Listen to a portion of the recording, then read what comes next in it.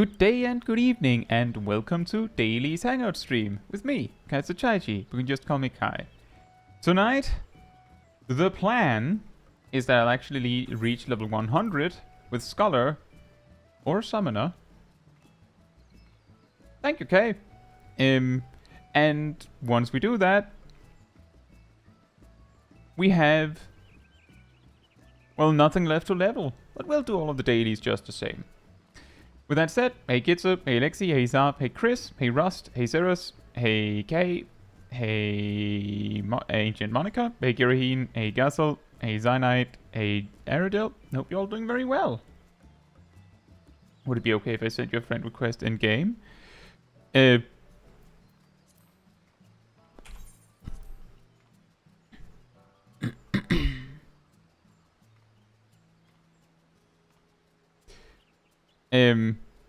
So the story is, I always clicked yes when anyone from the streams requested a friend request.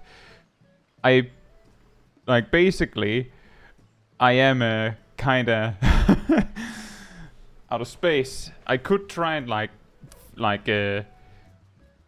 empty it out a little bit, see who I don't see anymore. But I can't accept it. That's the problem, really.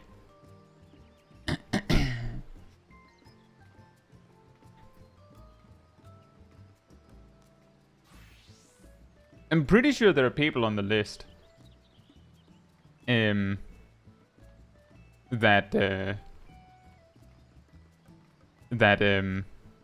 I don't see much anymore, but I would have to actually sit down and figure that out.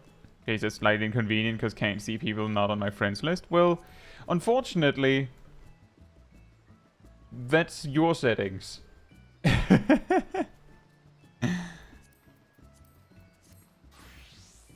So not much I can do about that.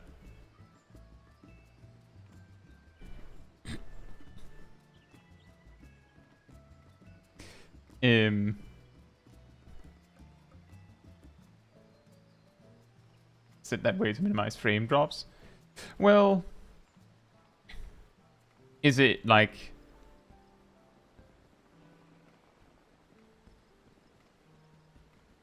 I don't know what to say there. It's a little difficult.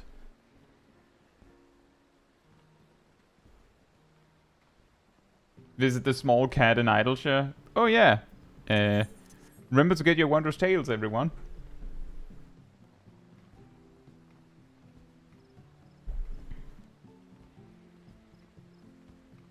But yeah, that's the story, really. Is that I always said yes, but I've reached a point where...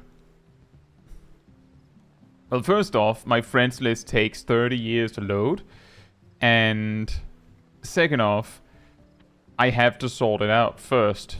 I have to figure that out at some point. But if my friend list had more space, I would have said yes. Also, hey Emir and Ham. And... oh, just them. Hope you're doing well. Right. So, obviously we will start from the top as usual, which means we start with Expert Roulette, but once we get to the leveling stuff, we'll use Scholar or Summoner, depending on like what other people want to play.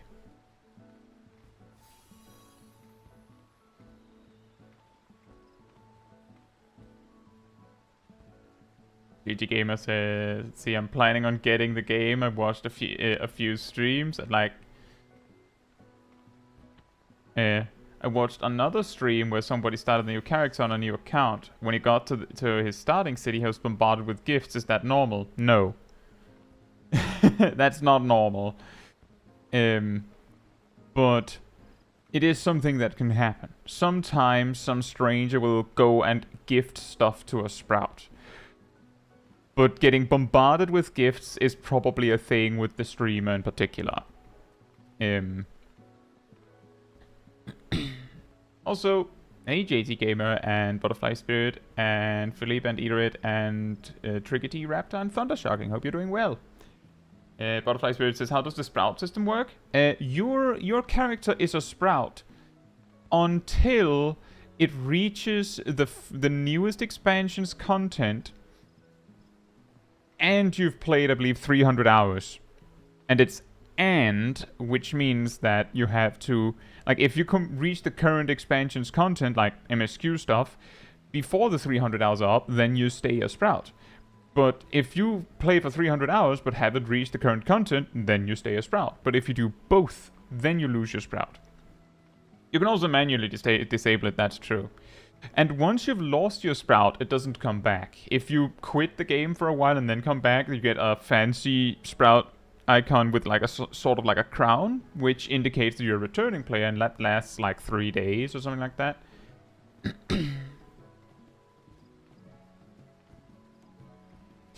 I'm glad to hear that, Tricky. Thank you so much. And thank you, Thundershocking. And nice one on the M2 clear. I'm assuming it's Savage. I also like when I was just hanging around the tree in Limsa that I often sit at, like back in December, I randomly, I can't remember if it was this December, like previous December or the one before that, but there was this one time where I was just handed like a Santa outfit.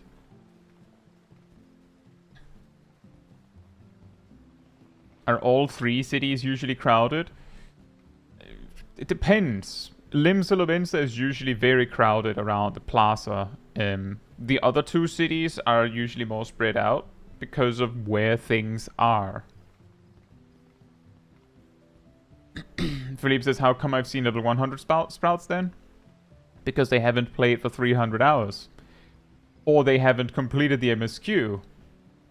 Like, they need to reach Dawntrail to lose their sprout icon. And you can actually easily reach level 100 without ever reaching Dawntrail. And you can easily reach level, like, you can easily complete Dawntrail within 300 hours. Infinite Mind says, what's your favorite expansion? I don't know. I really like Endwalker and Dawntrail. I think I like Endwalker a little bit more. Hey Ike, hope you're doing well. And Bronto.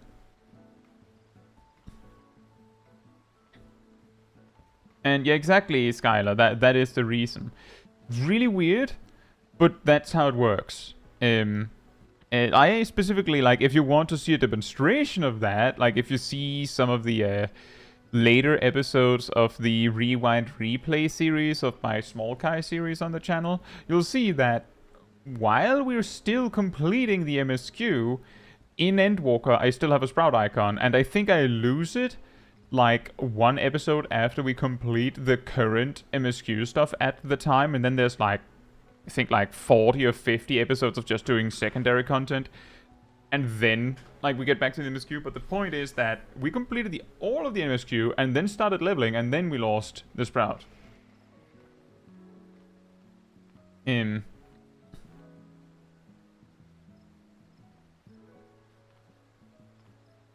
yeah, that is true. Thank you, Ardell. It does actually help to like streams when they're live. I'm not 100% sure how much or how it helps, but it does help to like indicate to the algorithm that, ooh, this is actually a good stream. It's not just like 60 bots watching. They're actually enjoying it. So I appreciate the support. And yeah, exactly, Moon. As long as you don't actually start the Dawntrail MSQ, then you will stay a sprout.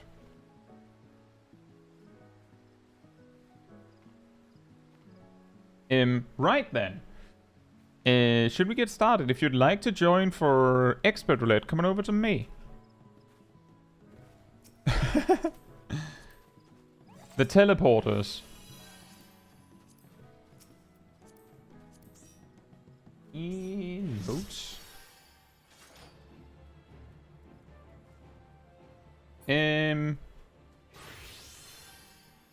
I'll switch to whatever role we don't need. So if we have double DPS, then I guess I will go here.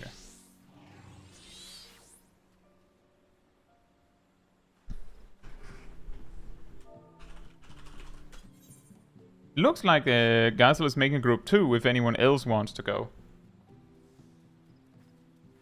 Or is Ymir also making a group 2? Ymir and Gazel are making a group 2.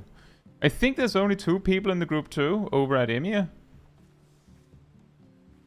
So maybe you don't need a group 3. Looks like there are 3 now.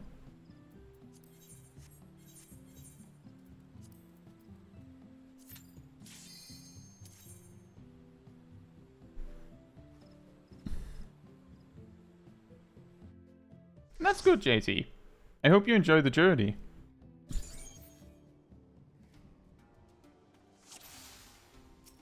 And oh, absolutely you can, Philippe. As I said, like, Small Kai, I read all of the dialogue in quests and focused on the MSQ. But I still made it. And completed the MSQ before my Sprout icon ended.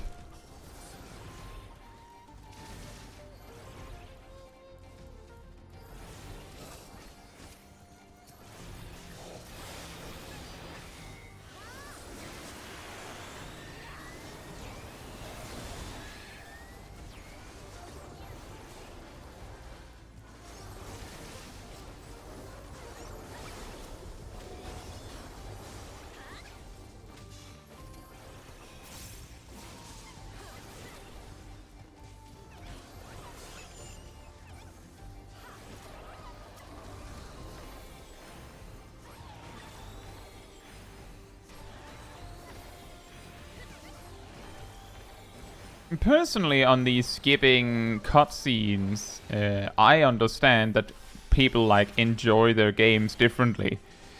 But there's a big difference between like skipping cutscenes and skipping cutscenes and then complaining that you don't understand what's going on. Those are two vastly different situations. That one is a lot worse. Like that's one that I see a little too often. Is people going, I don't understand what I'm doing. It makes no sense. And you're like, well, did you follow the story? No. Well, those things are kind of like mutually exclusive. You can't both skip the cutscenes and then also understand what's happening. But I understand why some players would skip cutscenes. Case in point, I've said this before, but when I started on Final Fantasy XIV, the thing is, when I get into a game, I care a lot more about the gameplay than the story. If the gameplay isn't fun, then I won't play it, so what's the point, right? Like, what's the point in getting invested in the story if I don't enjoy the game? Like, if I just wanted the story, then I would have just watched someone else play it. I did not actually mean to click limit break there. Good thing we didn't have it.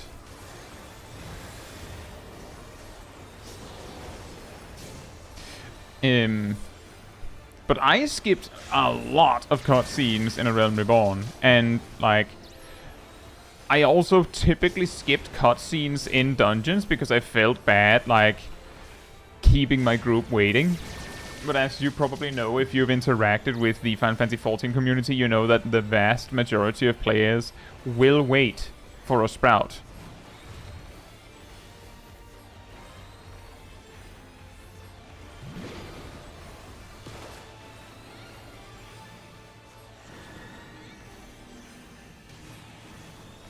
Having long cutscenes in dungeons is bad design. That is true, but they have gotten better about that.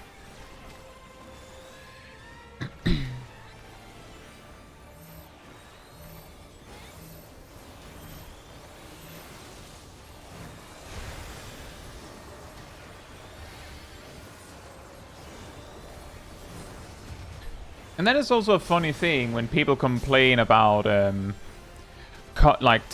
time being wasted on making other content that you don't care about. It's like, it's probably not the same team.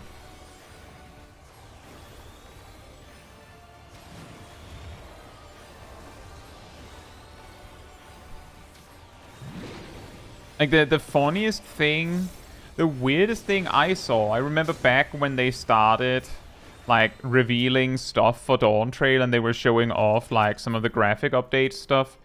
And I saw someone in the live stream chat say, "Stop wasting time on this. The game already looks better with mods." Good for you. What about the console players? And what about the players that don't want to use mods?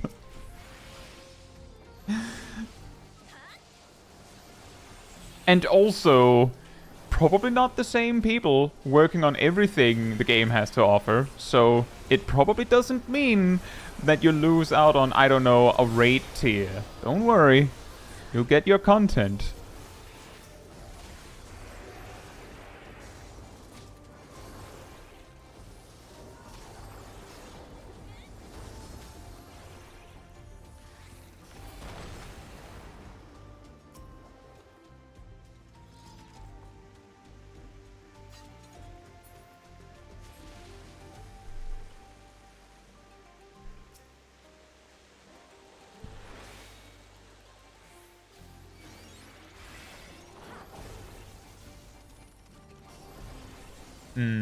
But it is it's a weird thing when people start complaining about getting content rather than complaining about not getting content. You made the wrong thing.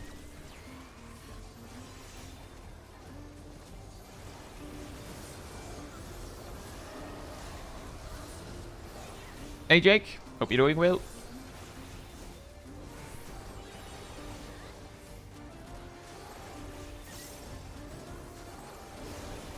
Could be old Copperbell.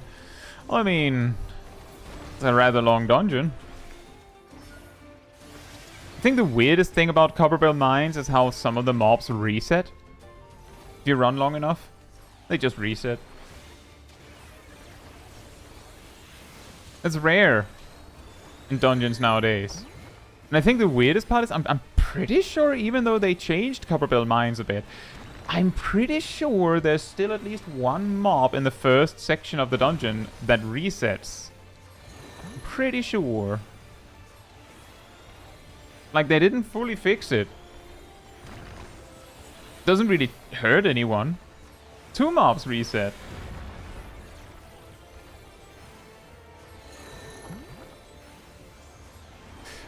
The thing is, JT Gamer, the story is, and you will know this if you've been with the game for longer, is that the developer's perspective on mods is officially you are not allowed to use them, but the actual action against it is like Fight Club rules. But yeah, I don't use mods, but some people do. But they will not tell you that they do. A lot of the time, they will not tell you. Because if they did, they'd get banned.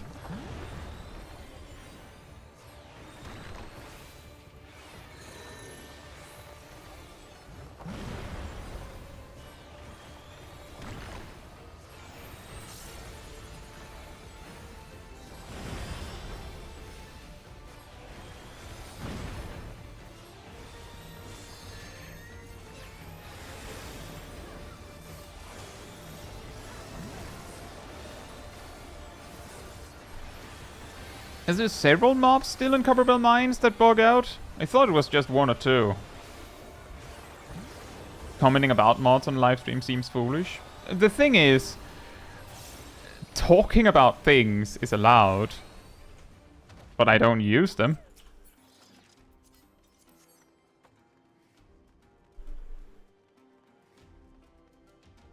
And I will also, as I always say that's you do what you want to do, but it's like at your own risk. It's at your own risk.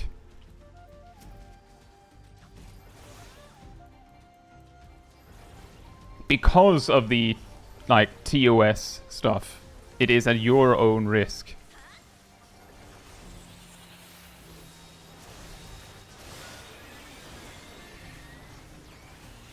Oh, that one. That's what you meant, Dinky. The guy that said it on the stream, on the official stream. Right, yeah. That one was silly, but the thing is, it was a stream where, like, the chat was going speed, right? I was just... So I just saw it for, like, a second and thought, wow, that's not very considerate.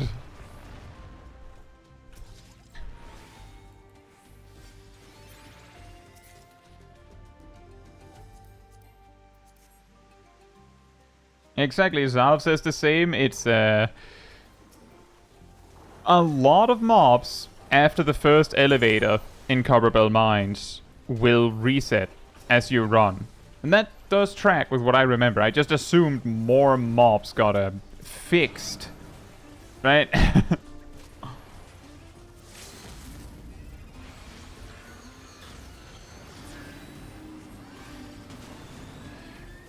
Hey Matthew, hope you're doing well.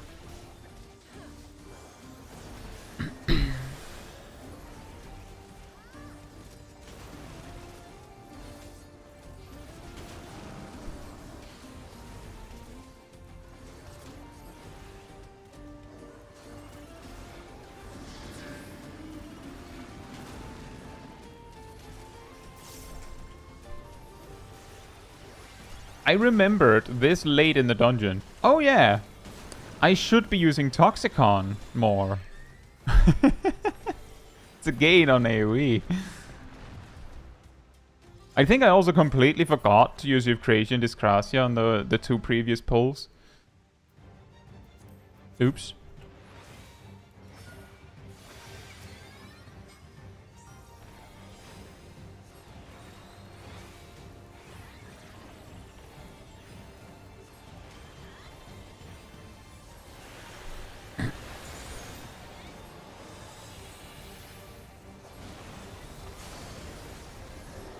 A mentor, by the way, true. Actively working on Sage Guide, by the way. Do as I say, not as I do.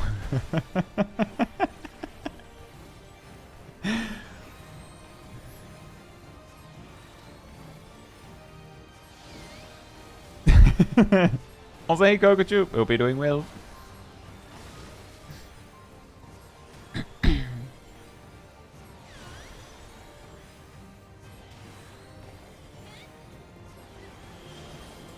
Well, in my defense, I learned in school that it like a big part of learning is understanding why something is wrong.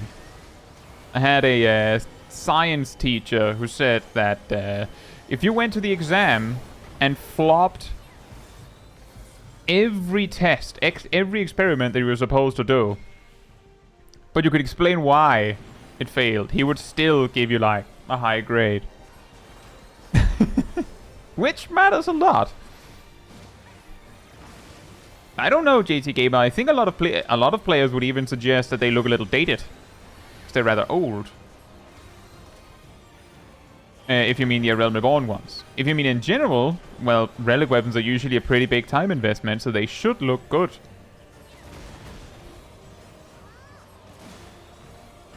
Like Toxicant. It's the blob. Oh.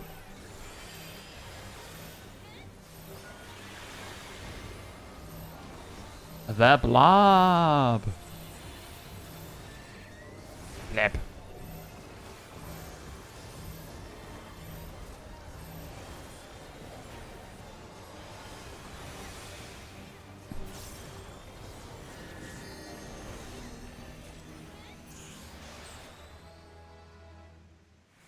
Thank you, Prontom. And that is true.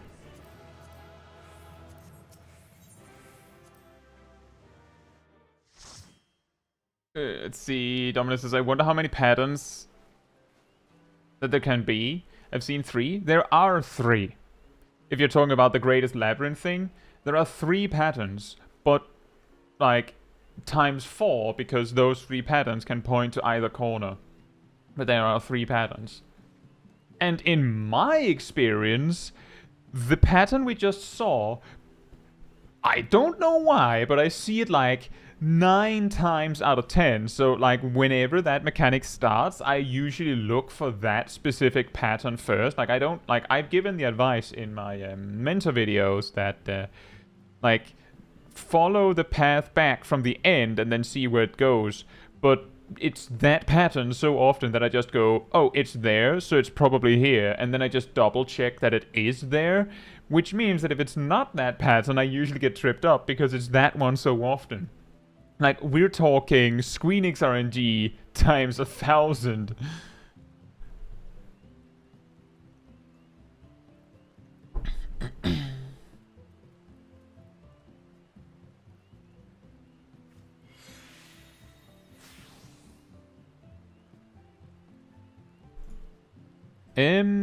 Right. I'm guessing group 2 is still in. Yep. Exactly, Inox. It's a case of, surely it'll be that pattern again. I almost died in a run recently because it wasn't that pattern. And I think, like, the day after Gazel sent the X post about the 3 patterns.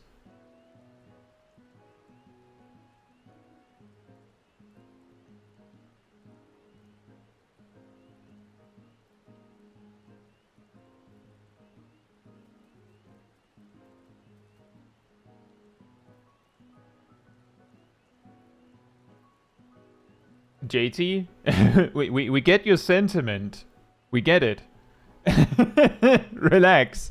We, like, the people in the chat here are the people playing the game. You don't have to convince us. The general consensus is that Final Fantasy XIV has a tendency to lean heavier on the RPG than the MMO than some of other MMOs. But because the story is relatively quote-unquote optional, because you can pay to skip a lot of it, or you can use the magical button escape to skip a lot of it, you can play the game without the RP part if you don't want to. And the thing is, there's space for everyone. The only time where I would be annoyed that someone was like a story skipper is if they, 1, skip the story, and then 2, step 2, complain about the story. Like, if you start complaining about the story that you didn't watch, like, go in the other room. Like, go in and complain to the people that skipped the story. You didn't watch it, so don't comment on it, right?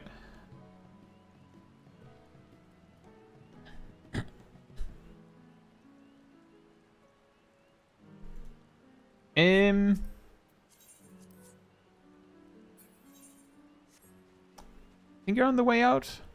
There you go. Group 3 done? Did you actually get 3 groups? How about group 2? What happened to group 2? Zayg, yours up. Hope you're doing well. Zayg Gleaming. Hope you're doing well as well. And yet, like, the thing is, I also do that. Like, with side quests, I usually skim a lot. If I'm not particularly excited for it, I won't read all of it.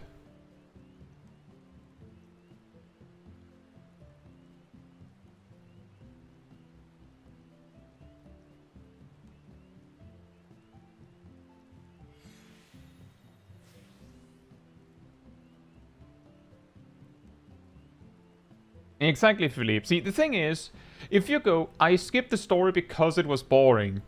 Fair enough. You think it's boring. Whatever. But if you start commenting on, like, if you start getting more specific than that, then it quickly becomes, well, did you actually watch it? Like, did you actually see it? Did you actually spend more than 30 seconds on it, right? Like, if they say, I skipped it because it was boring, that's usually the reason you'd skip it, right? That's a fair point. Alright, Zaf, enjoy your evening.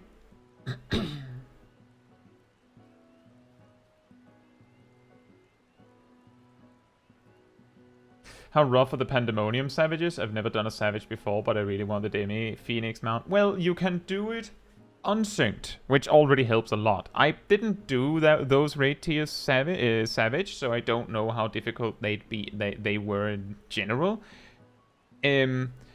But the fact that you can do them unsynced will probably help a lot. And for the Phoenix, you only need a P4S, which is probably the easiest of the three, I would assume.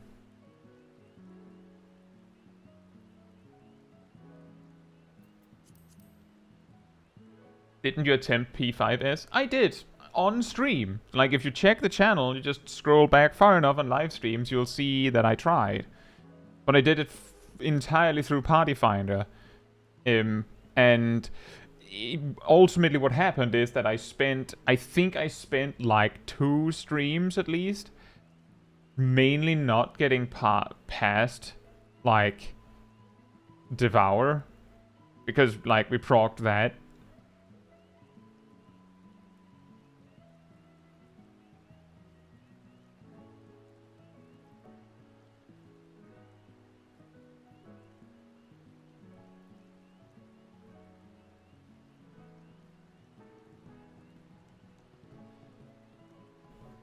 JT Gamer, are you monologuing in my live chat?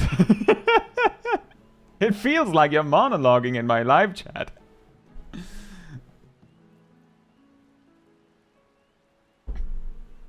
You got me monologuing again. Scout says, I bought a story skip so I could catch up quick and play with a friend. Yeah, I currently have a new character that I plan on reading through the story to see what it's all about. That's also a common reason. And no worries, JT Gamer, it's just that, like, it's a really long, like, really big sidetrack. It's a little confusing on top of everything else. But that's true. There are a lot of things in Final Fantasy XIV. There are a lot of things you can do in Final Fantasy XIV. So being mad that... or like that sometimes the content that gets released isn't directly addressing what you want is absurd. There's also the part that Final Fantasy XIV has a relatively predictable patch cycle. It has done it this way for so long that if someone actually comes and is mad that there isn't another raid tier in the 0.1 patch, most players that have been with the game for years will look at them like they're an idiot. Obviously, there isn't a raid tier in the 0.1 patch. It comes in the 0.2 patch. There's an alliance raid in the 0.1 patch. Not a raid tier. That's how it works. That's how it's always been. Like, for years. But because of that kind of cadence, you don't have to worry about if they start, quote-unquote, wasting time on other content. They'll get to you. And if the thing you wanted is loved enough, then they will know that they messed it up by skipping you, if they do. Like, for example, last expansion, they didn't add an adventuring foray, and the players that loved Eureka and Boscia came out of the woodworks to be mad about that. In Shadowbringers, they didn't add a deep dungeon. So the players that love Palace of the Dead and Heaven on High came out of the woodworks to complain about that. So it's coming. It'll be there. But yeah, the players that complain that all content isn't specifically addressing them, that's absurd. Like, that's ridiculous. There's space for everyone. A particular benefit of Final Fantasy XIV is that there's so much you can do. It's not just one thing.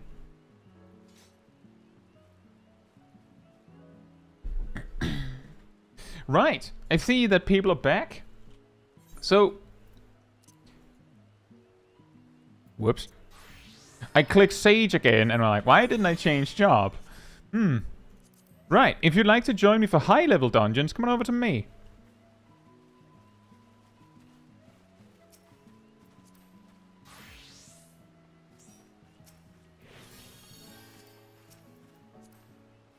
We have a lot of friends. We have a lot of friends.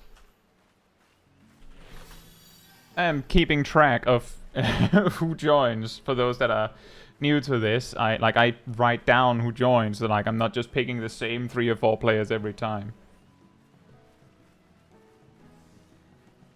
Cat says, I complain about Shadowbringers not having deep dungeons. You got me. There you go. That actually tracks really well. It wouldn't surprise me if you enjoyed Deep Dungeons, Cat. Right.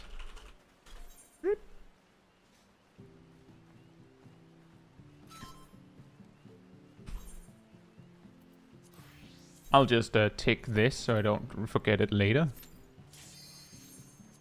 On an unrelated note, I'm looking at my Scholar hotbars going, where do I put my level 100 action? I think I'll have to not have a mount on my Scholar bars. It's that bad.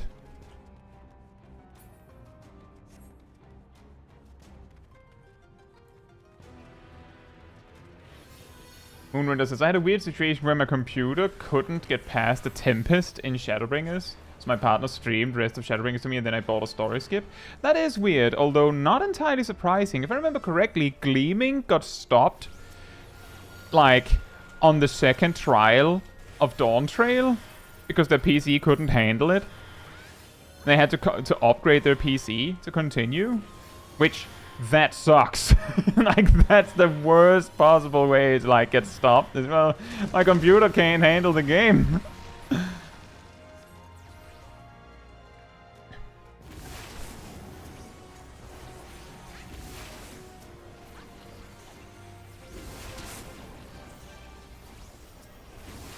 A lot of the players that came from WoW also stayed JT Gamer, but some of them definitely got overwhelmed with what Final Fantasy XIV is.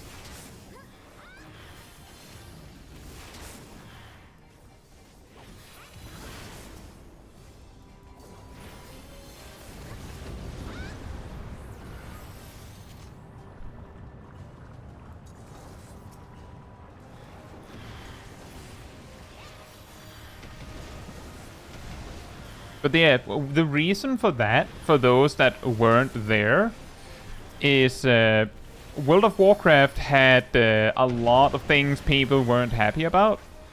Like, a lot of things that people were not super happy about. And then there was, like, a scandal in the company. And then there was a huge amount of players that decided that before, they could kind of look past and go, well, I still enjoy WoW. Even though it's in a bit of a downswing, I can still enjoy the game. And then there was this scandal, and they're like, I can't support the game now. So they all fled in droves. Like, the game was already not doing super well. And then it got worse. And Final Fantasy XIV happens to be among, like, the big MMOs. Final Fantasy XIV is possibly the one that looks, like, feels the most like WoW. So a huge amount of players, of course, felt like that was a good match.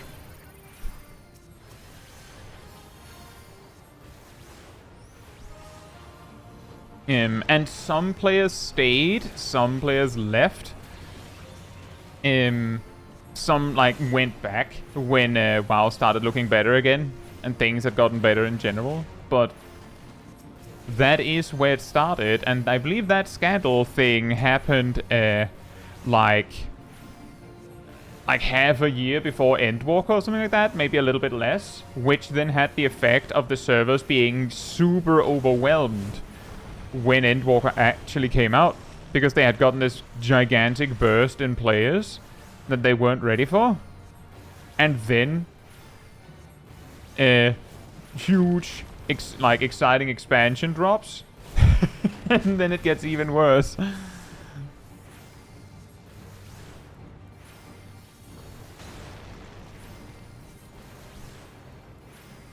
Next says, I had the same issue with my Scholar hotbar. Yeah, here's the thing. I don't even have my limit break on my Scholar hotbars. Now, you might be saying, that sounds like a bad idea. But in my defense, I don't Savage Raid on Scholar.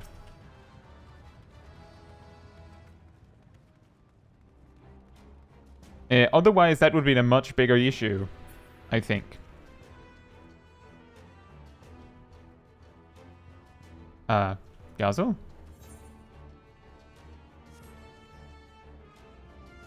How about you put your mount and teleport on the share hotbar you use for jobs? I was thinking of moving my mount over there. My trick for teleporting places as Scholar is I just switch to a different job. Or I just write /teleport in the chat. Because you can see I already don't have teleport on my Scholar bar. I already lost that one.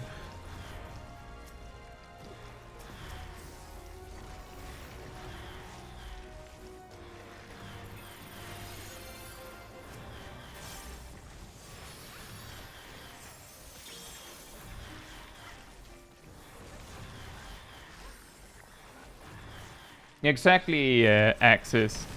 This was a problem for a lot of players. Right when Dawntrail, right when Endwalker launched, you had to log in before like the high tide, or you wouldn't get in. Like if you try to log in where people normally play games, you're not getting in.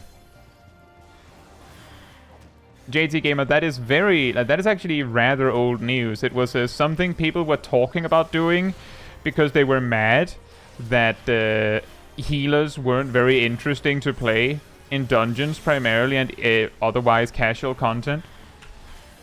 And then Dawntrail launched and the dungeons are reasonably difficult.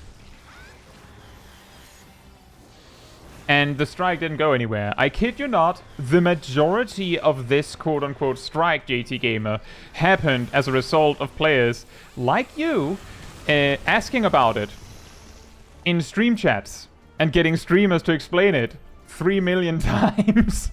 Like the vast majority of the strike is exactly what we're participating in right now. Is people talking about it rather than it actually happening.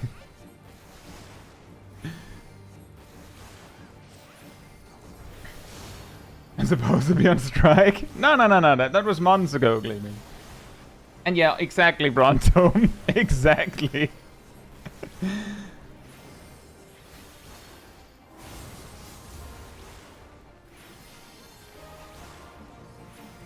You really need LB on your bar more than you need emergency tactics. I disagree. Because usually you don't need healer LB so much that you like suddenly need to... that it needs to be that quickly grabbed. I've never needed it that much. Ever. And I say that as someone who has my healer LB on other healers. Now it's a different story how much we need emergency tactics. But I would argue that you do need it.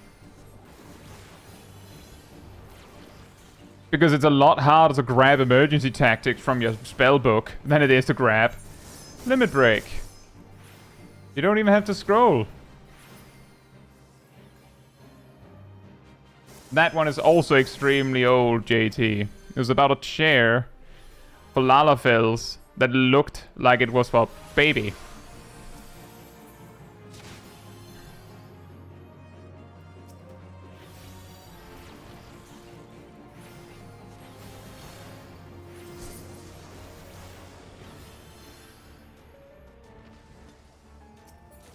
So it was law accurate. I'm just saying that for every player that disliked it, I think like for every player that was like, I'm Lalafell, I don't want you to look at me like I'm a baby. There's like 1,000 Lalafells were like, perfect, this is exactly what I always wanted. And the best part was like when they were like, oh yeah, well, your character is like a lizard. What if they gave you like a warm rock? And most of the Aura players were like, that's exactly what I wanted. Like, give me that. Sure. That'd be hilarious. Like, didn't go far.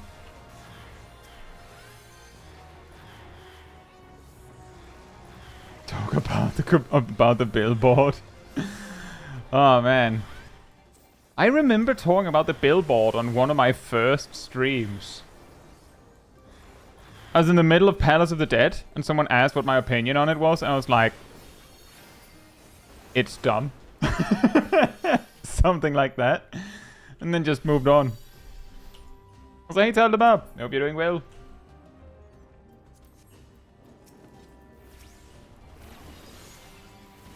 I don't know what to tell you, JG Gamer. We don't really care that much about all that on this channel.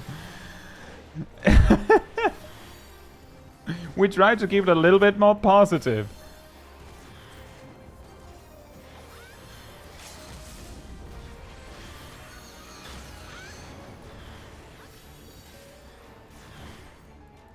Nice one, Zelda. Did you get loot? Did you win a weapon?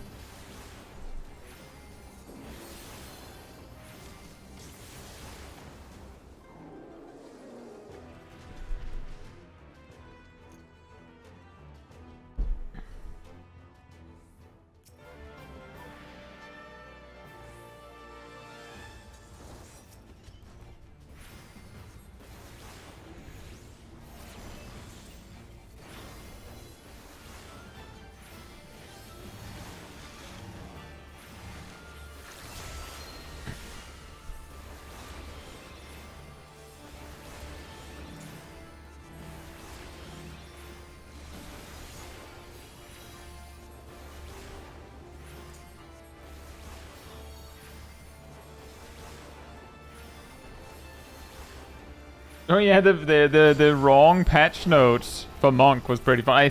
I'm actually also pretty sure that's not the first time that happened. I'm pretty sure I've seen that happen before. Also, I find it very, very shocking you'd suggest that only 10 monks wanted to play Bootcake Monk.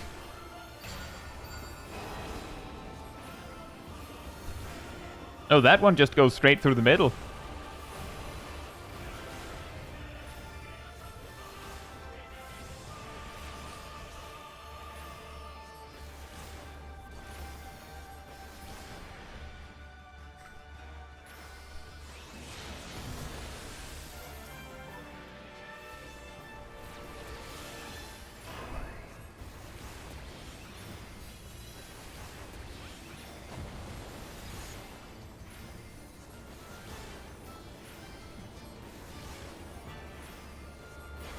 Probably surged to 12 monk players. Wow.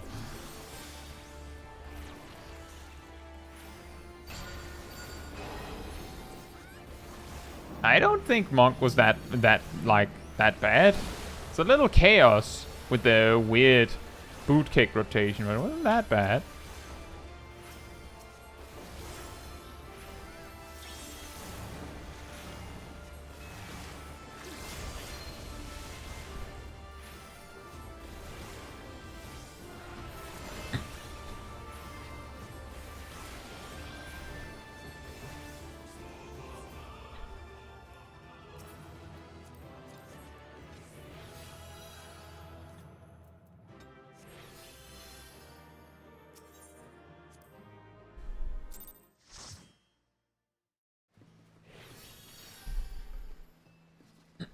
Yeah, exactly, Nox. Monk is the third least popular class, at least in most logs. And if that's the case, what that tells us is Monk is still pretty popular, because I'm pretty sure the least popular job in logs is still pretty popular. It would have been a lot worse if it was like a 10th of the most popular. Agent Monica looks ready for an M2S clear. Oh yeah, with the yellow. And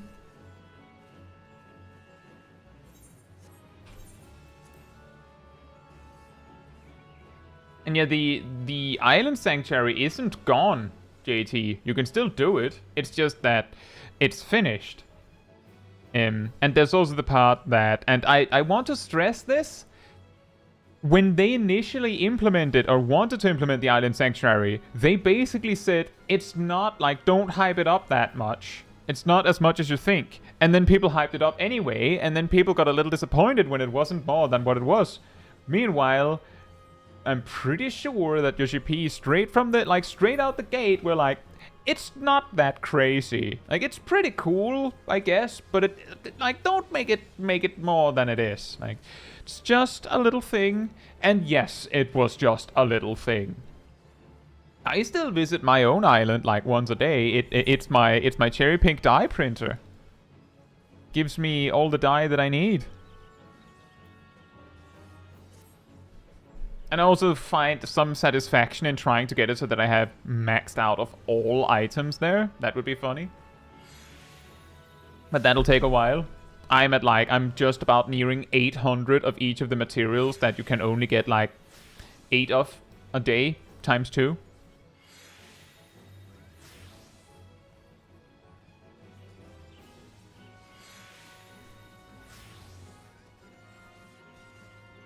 Monk has 16,000 more passes than Machinist. Machinist has 10,000 passes barely. There you go. Then Monk is actually pretty popular, right?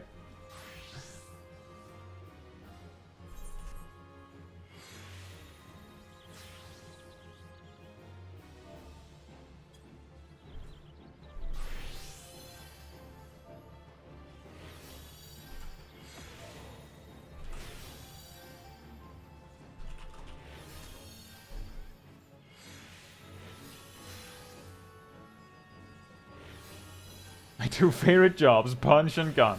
Look, go for it. Absolutely go for it. Speaking of go for it, I think everyone's back.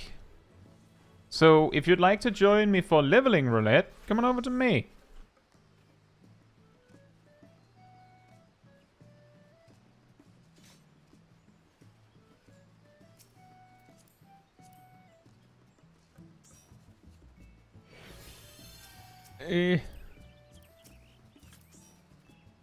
Whoops. There we go.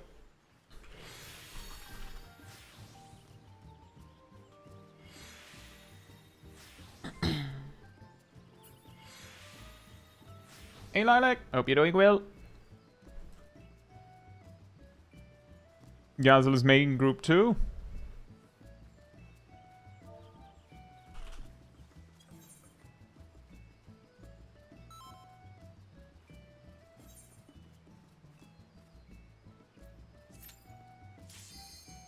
Wow.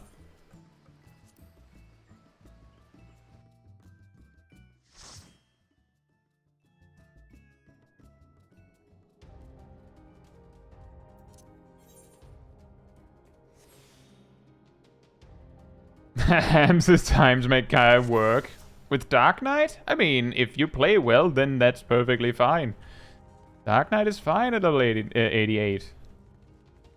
Please, turn back, else I might be forced to. No worries, Lexi. I hope you get well soon.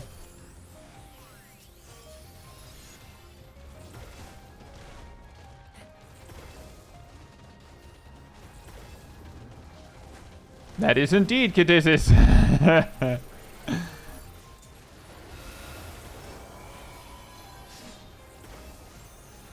Ah!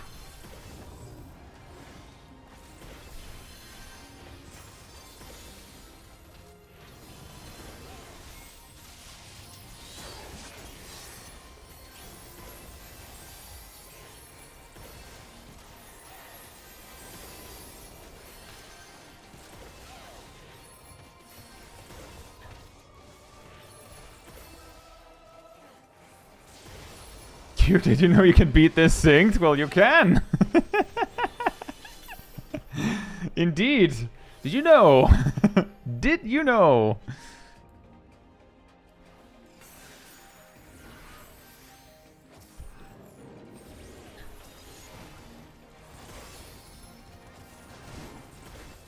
Hey Danjo! Hope you're doing well, and yeah, it has been a while.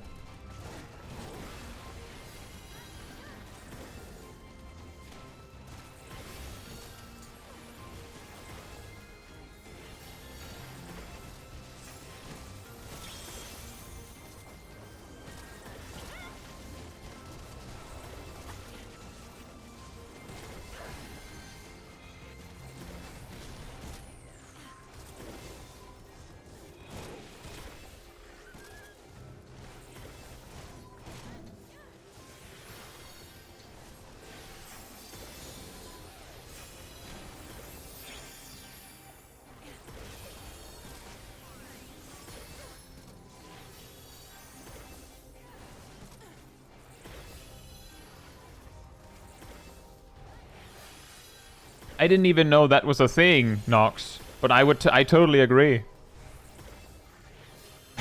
I totally agree. And it's also hilarious to think about that. That it's just so unnecessary.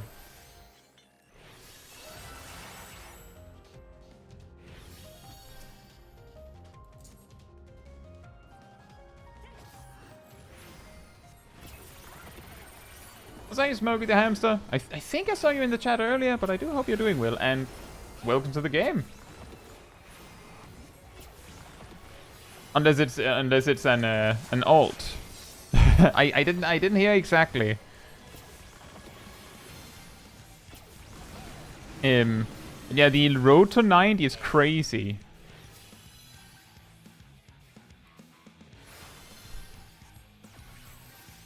You mean unnecessary? Well, it isn't necessary.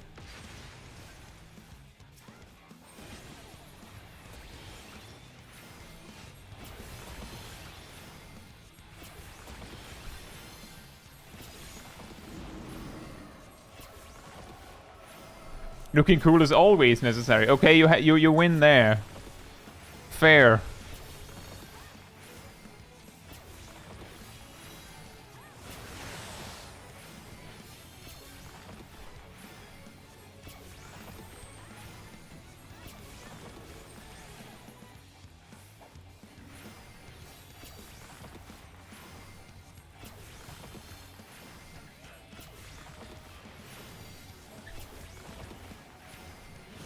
Frostbite and Seek.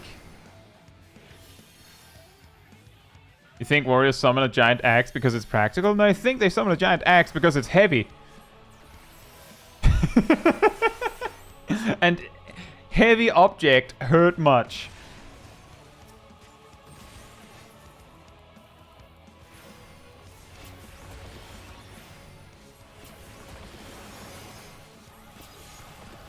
A warrior big smart. Very intelligent.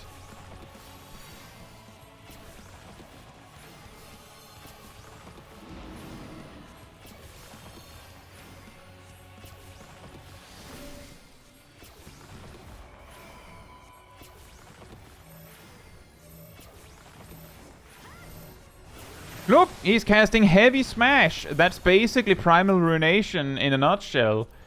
It's just Primal Ruination sounds cooler. But that's basically Primal Ruination. Heavy Smash.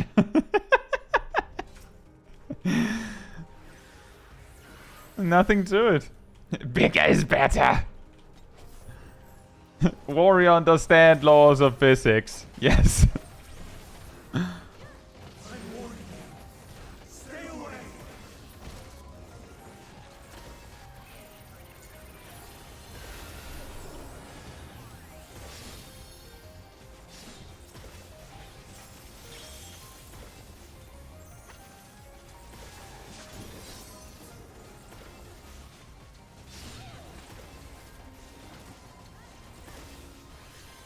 Yeah, definitely, Lilac. There's still plenty of game left for you to enjoy, and I think that's the important part. It's not, oh man, there's so far to go. It's, oh wow, there's so far to go. That's how you should look at it, in my opinion.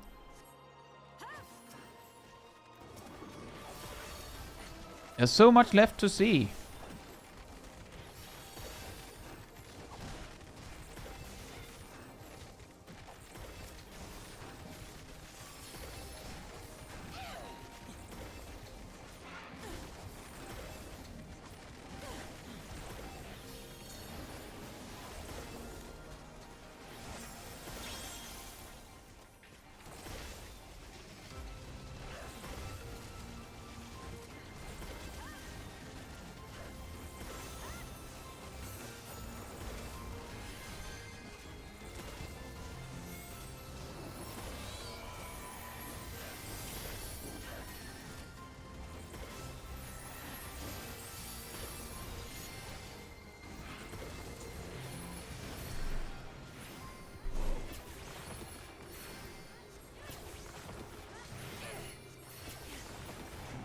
I don't know what you're talking about with getting me to work, Ham. This is fun. I've found reason to use Seraph more.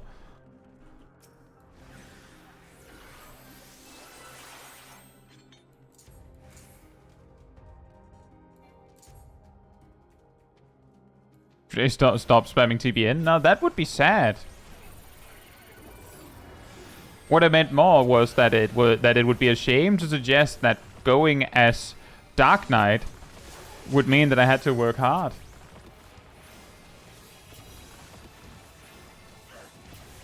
Tips for a new player feeling like you're too high level for the MSQ? You could pick up like a new job, like just level an extra job until the MSQ catches up.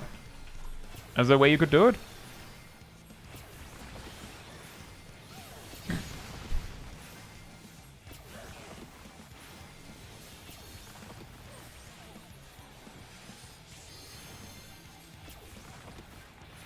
If you're far enough ahead of the MSQ, you could pick up like a pretty high level job as well, depending on like how far your MSQ is.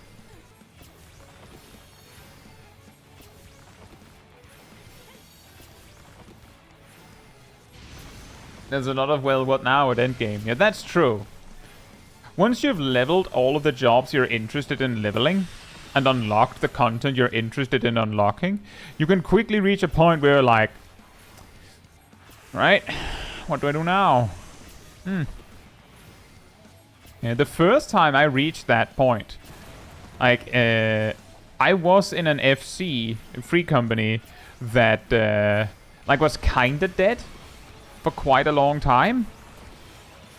And the moment that I finished leveling all jobs in Shadowbringers, I was like, oh, maybe I should join an FC that isn't dead. I think that's where I started.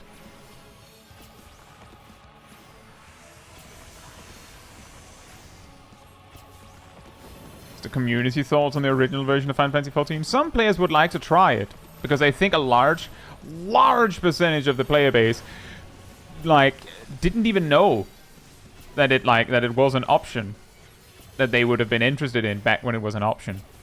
Like some players think they missed out, but the players that actually were there, I think the vast majority have the opinion of, you didn't really miss out, even if they might have. It's a different kind of game. I cannot let you take me, Sion. Not yet. There's also the part that when people have asked if they would ever make, like, Final Fantasy XIV Classic, essentially, like how they did World of Warcraft Classic, I think Yoshi P just said no. he pretty much straight up just said no, Lamau. Nope. Yeah, he said Nightmare, that's true.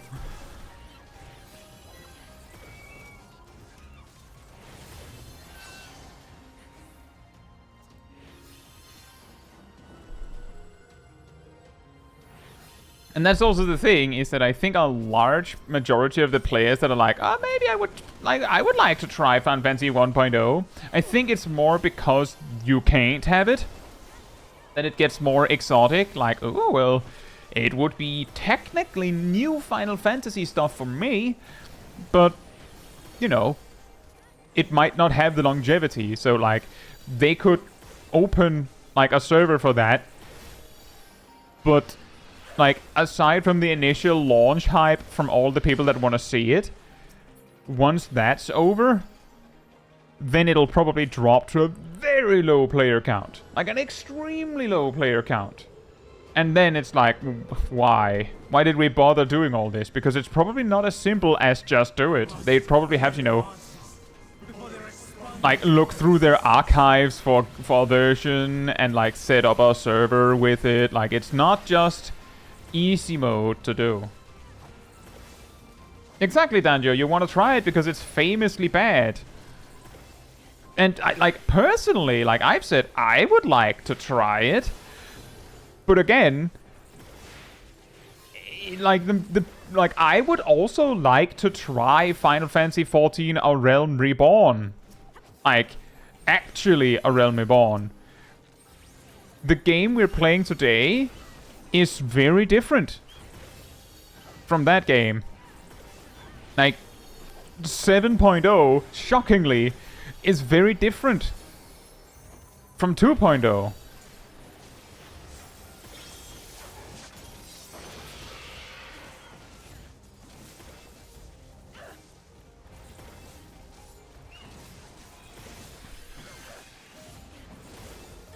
I like to think they purged it from the dries. Well, the thing is, Danjo, what we know is that there is someone on the internet who posts videos regularly showcasing Final Fantasy XIV 1.0, and they're getting this somewhere. They have a functional version, so it exists.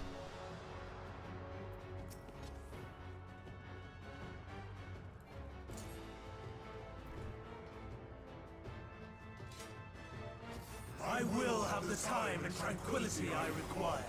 Says, was this the first Fey laser? You mean my Aether Pact? I think I used it at the start of the dungeon as well. Gather to me.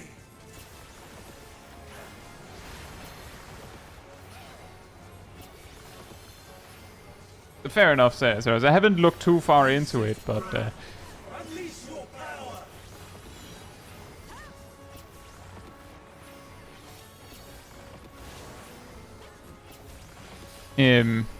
But yeah, that's my point, is that, like, if someone walked up to me like, hey, would you like to try, like, Final Fantasy XIV 2.0, I would say, sure, that sounds like fun, like, for a little bit. They said, would you like to try Heavensward a little bit? I would like, sure, that sounds like fun for a little bit. If they said, would you like to re-experience Stormblood for a little bit, I would probably still say, sure. I'd probably enjoy playing a little bit of Dark Knight again with Dark Arts. That was fun.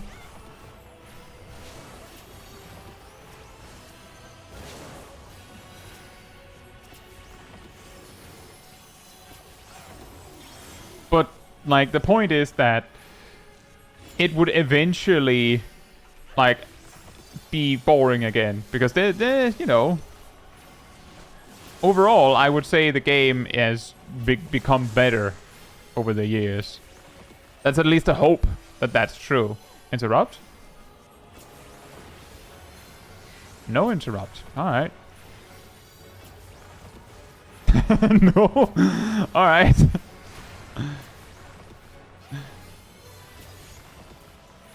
I can has cheeseburger? No, I cannot has cheeseburger, it seems. Surge is one.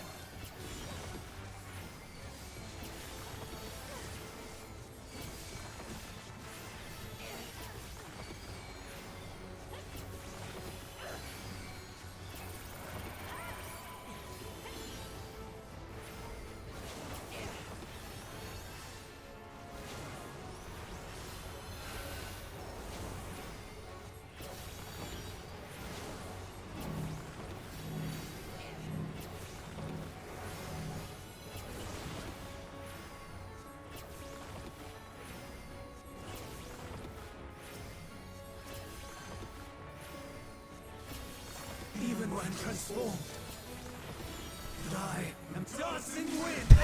Pierce my foe. He is dancing winds, as you can hear.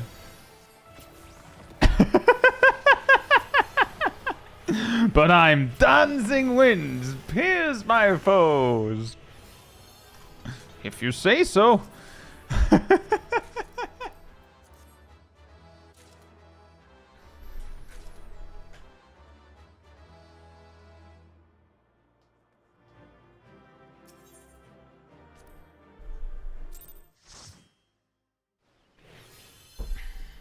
The Alga says I'm morbidly curious about pre-6.0 14. Yeah, I would say Shadowbringers and Endwalker weren't that different. Aside from things like Summoner being reworked in Endwalker, pets being less responsive.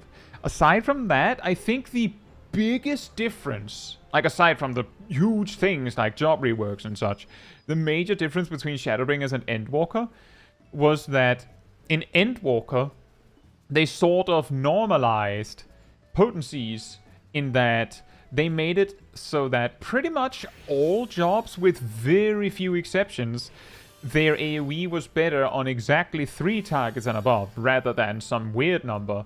Whereas before Endwalker, it was a lot more all over the place. And when I say most, it's because pretty much all healers, their AoE was better on 2 targets, and Dark Knight was better, like AoE better on 2 targets. And that stayed true until level 94. When their 1-2-3 combo got like a 100 potency buff on each step. And that was what it took to beat Stalwart Soul.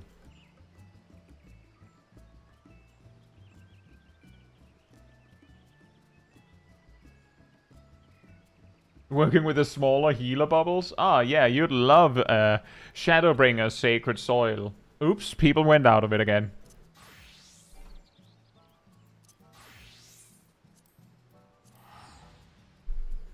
But yeah, the difference between Stormblood and Shadowbringers was much bigger. Because there, they made it so that MP was just 10k instead of like varying amounts, although it ultimately was the same thing. They simplified Enmity. They simplified role actions a lot more. And some jobs got streamlined quite heavily.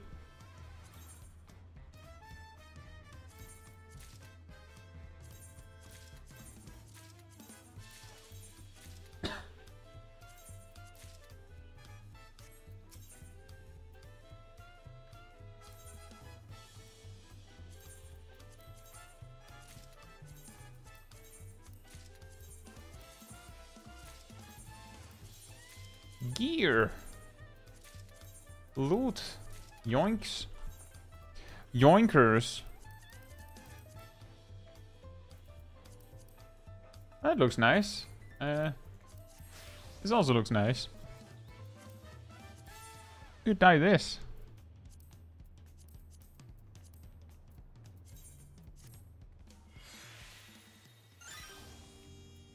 Loot lizard.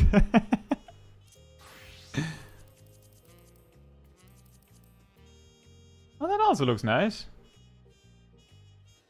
Nice shots.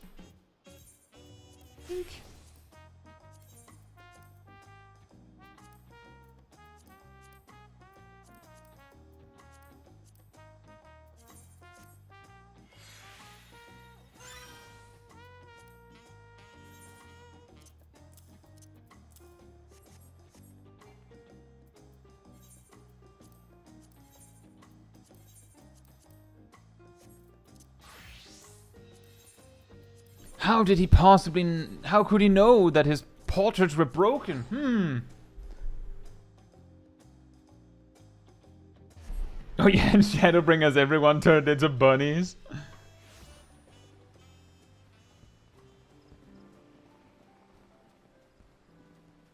Right. Let's see here.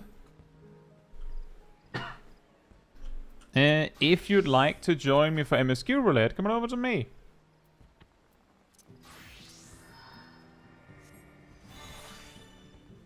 The big fun one.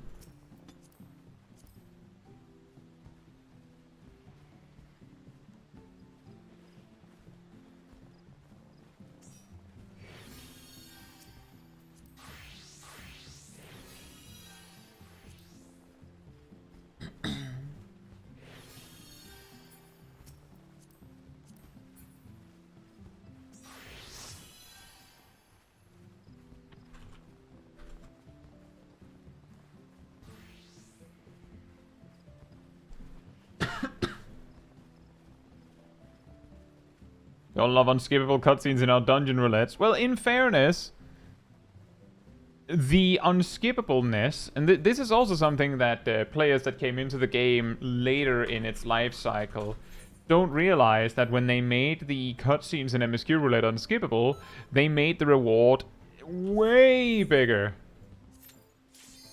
It's like, it's not like, oh, well, I'm barely getting paid for this. No, no, no, you're getting paid exactly what you need to get paid for this.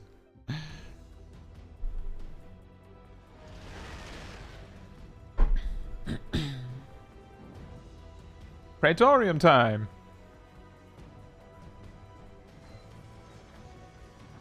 Strat says Heavensward to Stormblood was basically also playing a different game. Yeah, there's actually, if you go far enough back in the, in like notes, like either patch notes, like go and find changes to the game wherever you want to go, you'll find that before Stormblood, pretty much all jobs had a dot to maintain.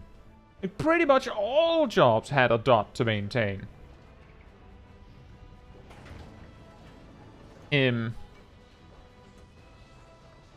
And if you look at like how jobs worked in Stormblood, you'll realize that a lot of jobs lost their dot.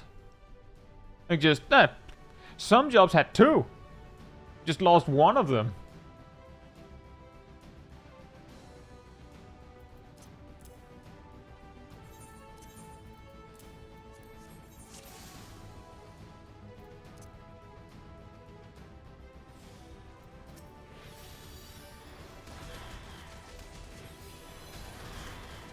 Ninja still has a dot to maintain, right?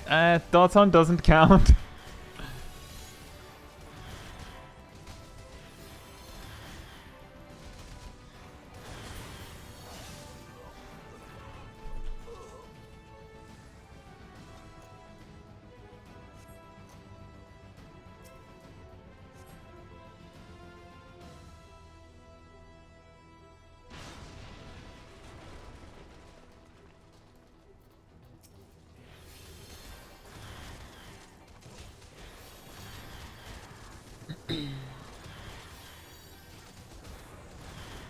I feel like they need to add more of the final dungeons to this roulette for each expansion. Personally, I feel like it's not the same thing. And if they started adding quote-unquote final dungeons from other expansions to this, then people would like it. The thing is, and this is a problem with roulettes with like varying completion lengths. This is also a problem for Alliance Raid roulette. Is that how long does an Alliance Raid take? How long does an Alliance Raid take? Is it like 10, 15 minutes? Or is it 40 minutes? Which one is it? Phillips says I'd say ARF is long enough. Okay, fair enough. ARF is particularly weird. They could probably add that one. But exactly. The Alliance Raids are so massively different in length. And that's also part of the reason why some players actively try to cheat it. So that they get Crystal Tower, because they don't want to sit through the long time. And if you added like is it Alamigo and Mount Golg and Dead Ends to MSQ roulette, you see the problem, right? You'd have a 50% chance to get something that is done quickly, and then a 50% chance for a Realm Reborn. And Kokuju says, where do you think the misinformation about single target Dotson comes from? That I can tell you. Before Endwalker, Dotson did 900 potency over its duration, including the initial hit. Because it hit for 100 potency and it ticked 8 times. At that time, Raiton only did 800 potency. Now, you might say, so that means Dotson is better, right? Dotson took 3 seconds to perform. Raiton took 2.5, and that's still true. Which means that you gain 1/8 more damage, but it takes 1/5 longer. And then there's also the part that Dotson, while it snapshots buffs on you when placed, it does not snapshot that the opponent has trick attack on them, or mug, or whatever have you. Doesn't snapshot that. I have a Mythbuster episode where I talk about that and demonstrate it. Placed AoEs scale real time with debuffs that increase damage taken on the target. Because the placed AoE can't possibly know whether the target had that debuff before the Dotson was placed. That kind of logic. So if you use Doton in your burst, not all of Doton would benefit from your debuffs like Trick Attack, but Raiton would. But that still led to this misunderstanding, which I think dated back to Stormblood. At least. At least. Although there it worked slightly differently, because I believe it was a ninja rework in Shadowbringers where they made ninjutsus GCDs. Before that, it was actually OGCDs, and you had to quadruple weave to put down Doton, so good luck with that. But because of this, a lot of players were like, well, Doton does more damage, hence it is better. Because they didn't realize that it also took longer to cast. Mount Gulg is not the final dungeon. You're right. Armorot. Same difference.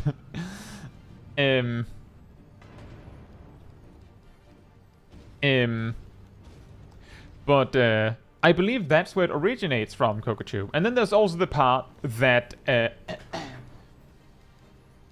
lot of like the Final Fantasy XIV, I don't think there is anywhere in the game where it tells you, by the way, dots tick every 3 seconds. They don't tell you that. They don't tell you that.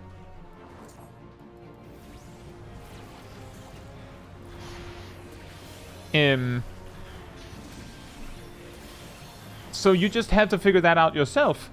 And as it stands right now, if Doton ticks every 3 seconds, it is clearly worse than Raiton on single target. Like, it's obviously worse.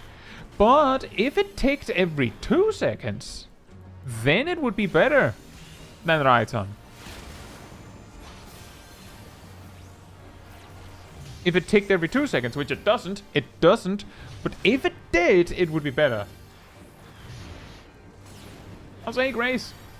Hope you're doing well. Only exception being like flamethrower. All channeled dots, quote unquote, tick every second. Now you might be saying, what do you mean with all? Well, Blue Mage has 2 of them. And Machinist has 1.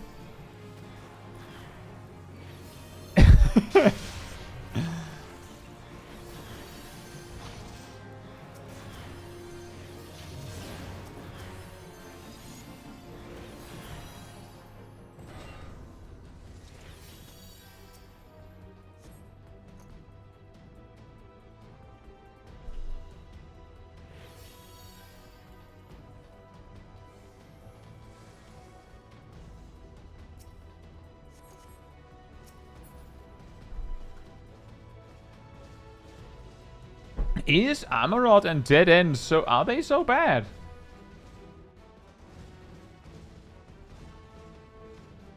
And no, Strat. Strat, are you watching this in the past?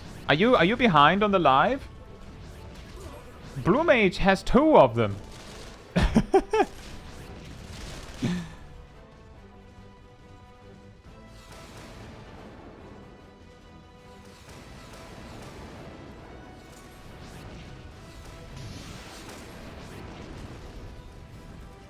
Phantom Flurry ticks every second, and they have Apocalypsis, which ticks every second.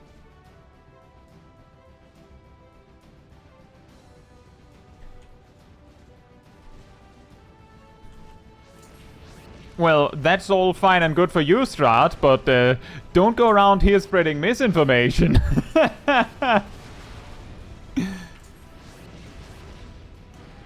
You add an I think in front of what you're saying, and then I won't correct you in the same way.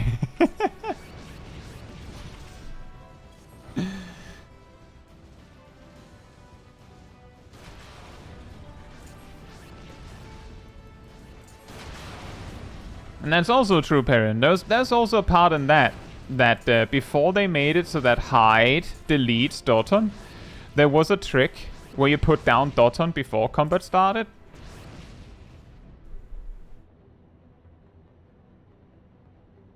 But I specifically remember seeing those conversations between ninjas about Doton being better.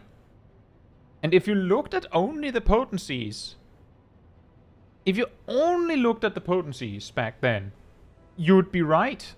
Dotson did more damage than Raiton in total.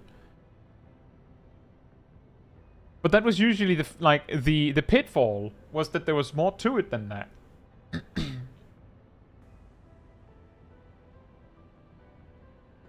Danjo says, before knowing the information of dot ticks every 3 seconds, I assume the damage of them were every second. Since many other games show the DPS of a dot in the tooltip. And yeah, that sounds about right. That's also a pretty funny thing, is that I have had seen people that claimed, like, unflinching, well, dots tick every second, right? Without ever, like, checking. Why do ninjas keep using Dotson on single target? A few reasons, Philippe. One reason is Dotson is a dot. And on basically all other jobs, if you have a dot that you can maintain, then you maintain it. And Dotson is a dot, so you maintain it.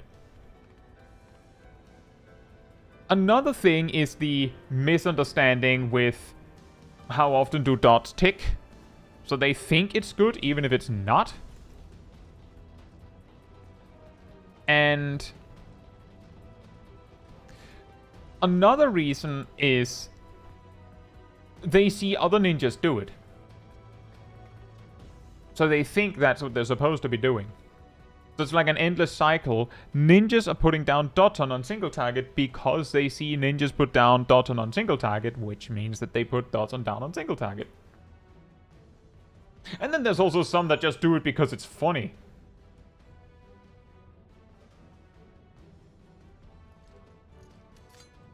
And yeah, I agree, Strat. The funny thing is, what would it take to fix this confusion? All they'd have to do is when they show dot potency, it just says the potency, and then you add every 3 seconds. Boom. Done. No more confusion. And then on Flamethrower, you can, like, I'm pretty sure that one already says every second. I'm not 100% sure on that. But if they just had the dot say their potency followed by every 3 seconds, no more misunderstanding. But I will say Dotson's tooltip is garbage. Have you read Dotson's tooltip? It says something to the effect of deals 80 potency to enemies that walk into it.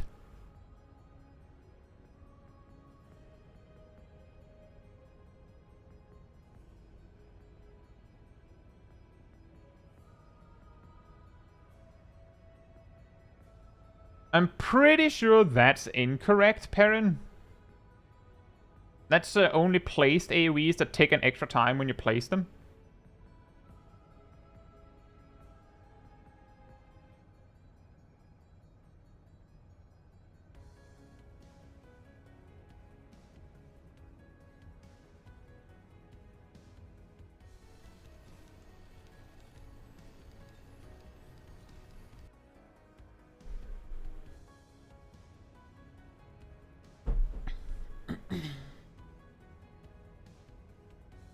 Exactly, Strat. The only exception to things like Dia, where it straight up says it does damage up front, and then it takes 10 times, is placed AoEs. They tick when you place them, and then they tick the allotted amount of times. Which means Dotton, Salted Earth, Slipstream, and then for healers it's like Sacred Soil and Asylum. Which is also the reason why Sacred Soil is actually better than Karakoli in terms of raw healing potency. Because it takes 1 extra time when you place it.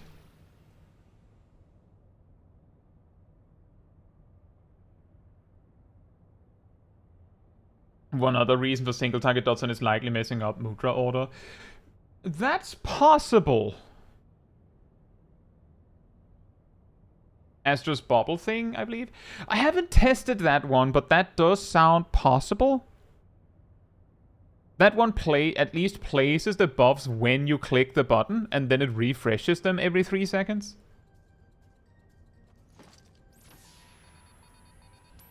Nope. Not Medica 3, Philippe. Medica 3 has an upfront heal on it, and then it applies a heal over time effect that ticks the amount of times it says. It's like Dia. The reason why there are exceptions is Salted Earth, for example, does not say that it hits immediately when you place it. It says that it does damage over time, but it hits when you place it. Medica 3 says that it heals for one amount when you use it, and then it applies a heal over time effect.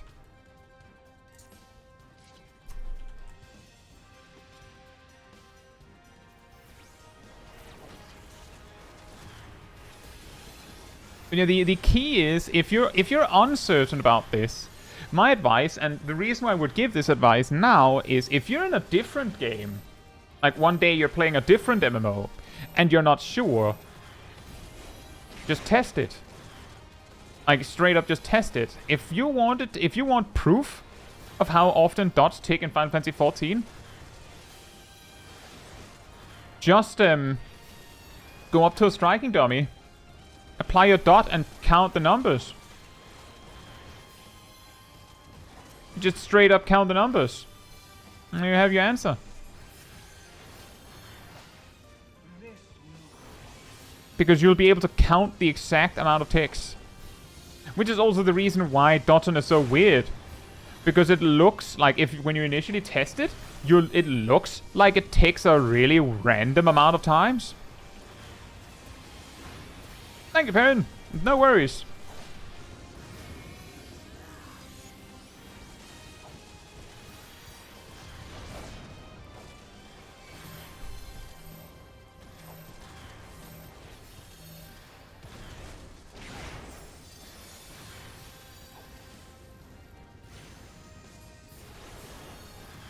But it is actually a little surprising, speaking of which, Boundary Swirl.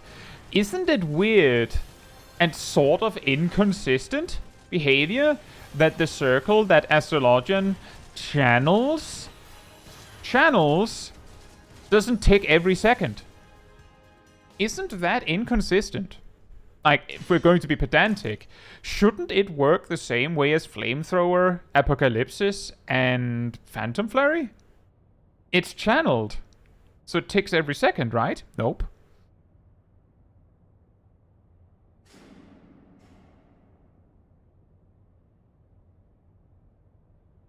Strad says, all this being said, I think there's some Final Fantasy XIV jank with dots where if you get really lucky with server ticks, you can actually get an extra dot tick at the tail end of it. I think that depends on how they do it, because dots, debuffs, and buffs in general seem to hang around like a little longer than their actual duration if they're about to run out.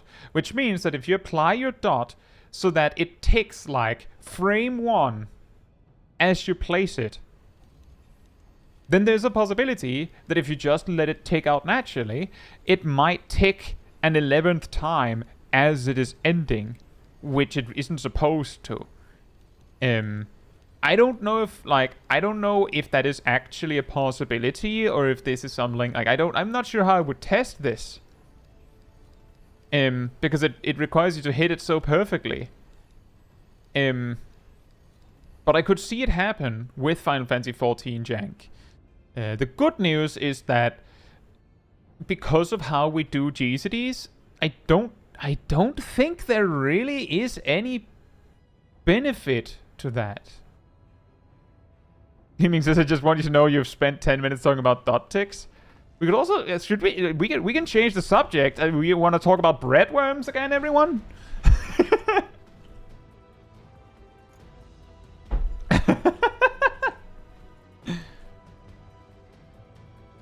Does there exist content that you channel Astro's bubble for more than a second? Sometimes. Mainly if you start channeling it as the boss is about to like land a raid wipe to you without there being targetable. Jobs as a Pokemon, that's also an option.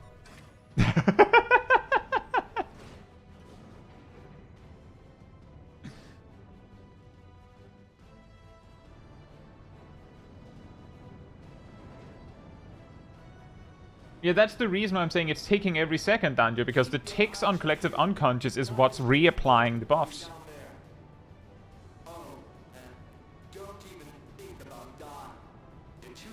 And that's true, Philippe. I hope you'll find it helpful when you get around to it.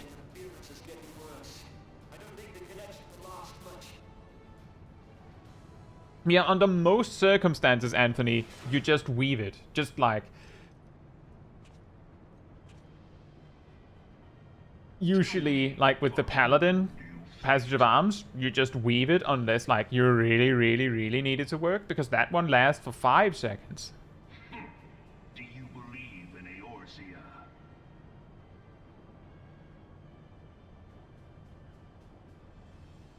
Eorzea's unity is forged. I don't think Paladin wings take every second. I don't know about that one. That is a good point. That would also be a channeled effect. It's about 199 dot ticks. Yes, it is.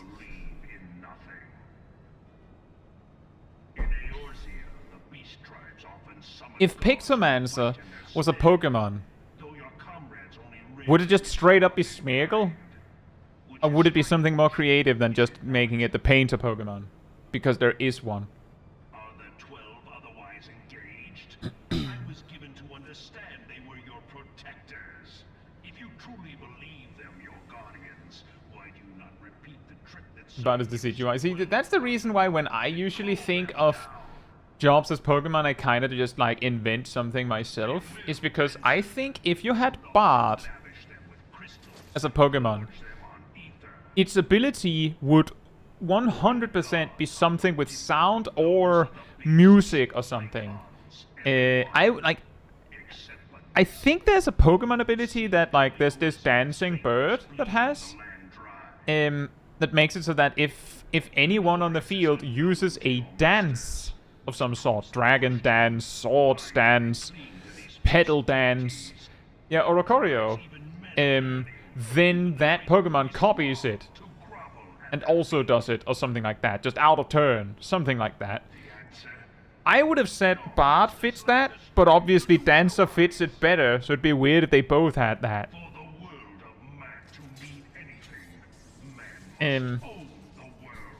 The Quiver Dance too.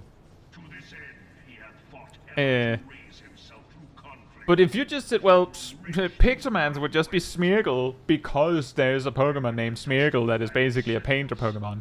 It's a little boring, right? I don't think Pixelmans would be a normal type. At least not a mono-normal type. And I'm pretty sure it would have more than just Sketch. Although I could see the logic in them having Sketch, considering they use Fire, Blizzard, Thunder, Stone, Water, and Arrow. And Comet, and Holy. Like, I could see it. I could see them getting Sketch. Smeargle has more than just Sketch. Smeargle does, like, what else does Smeargle have, Emir? Come, champion of Eorzea.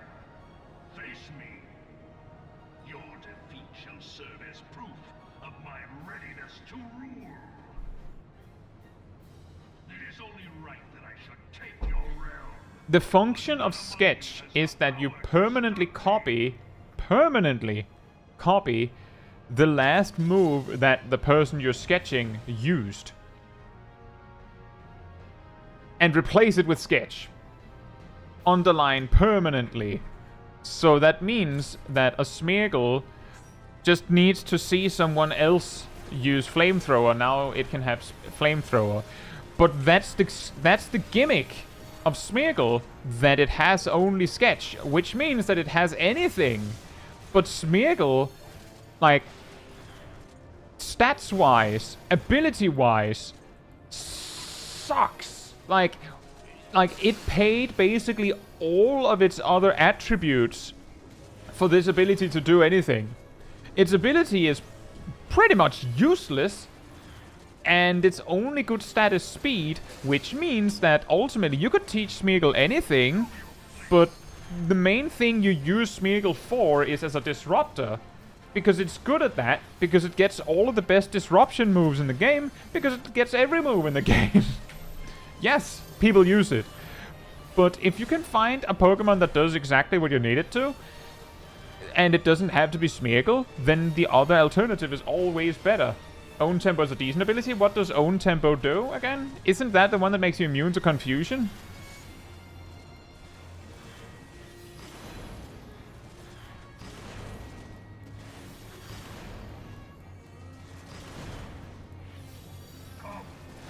They don't get Dark Void anymore, that's true.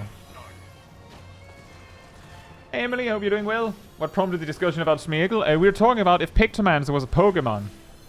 Because that's a little bit of a meme on this channel, that we talk about Pokemon. We're talking about jobs as a Pokemon sometimes when you fight guys. Because it's funny.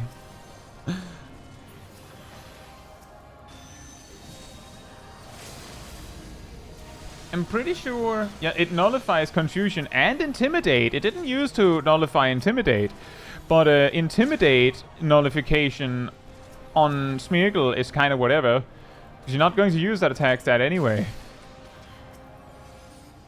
What Pokemon would Gaius be? What's the evolution of Bishop? Something like that, maybe?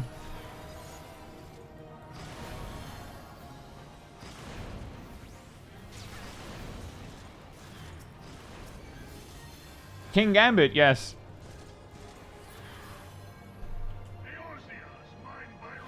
And yeah, exactly, Emily. That is also what I was just saying.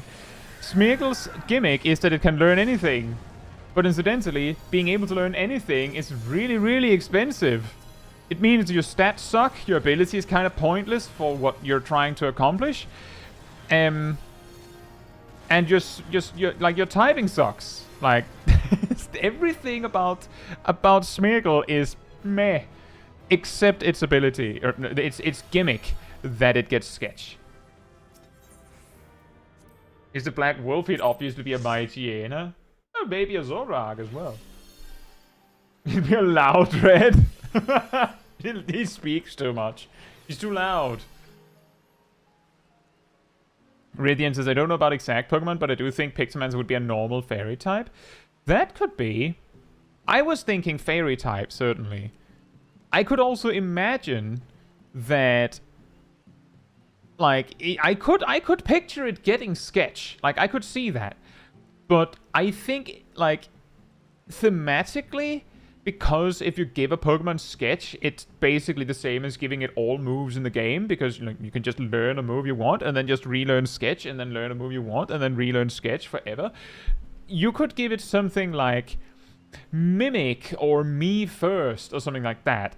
Different moves that copy the opponent's move temporarily, instead of just giving it sketch. Sketch is a Blue Mage's move. Yeah, exactly. It sounds more like a Blue Mage's move. And yeah, exactly, yeah, people use Murkrow in competitive because it has Prankster. What about the ability Trace? Yeah, that one that copies the opponent's ability? That's a cool idea because of, like, the word Trace, but I feel like that kind of means that you don't get an ability that makes sense for you. Normal Fairy for moves like Tri-Attack? Yeah, it's true. Stab on Tri-Attack, which is Fire, Ice, and Lightning. Henry says, as a VGC player, I have a special hatred for Smeargle.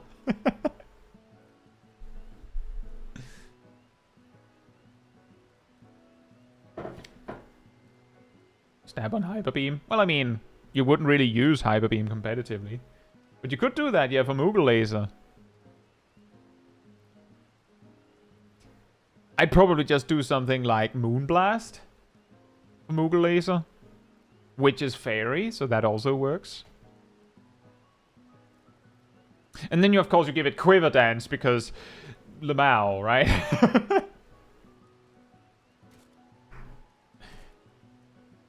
But that's not a laser. I'm pretty sure Moonblast is a laser.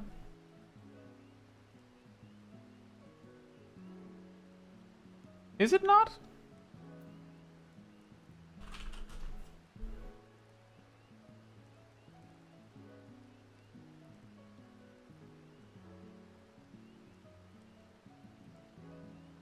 It's a blast, not a laser. Well, Hyper Beam isn't a laser either because it's a beam. So there.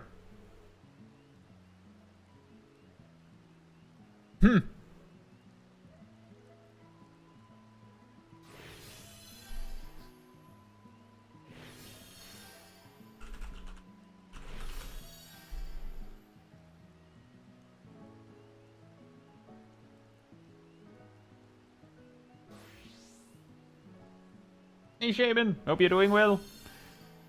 Be honest, are you a genius? No. I'd say I'm pretty smart, but not that smart.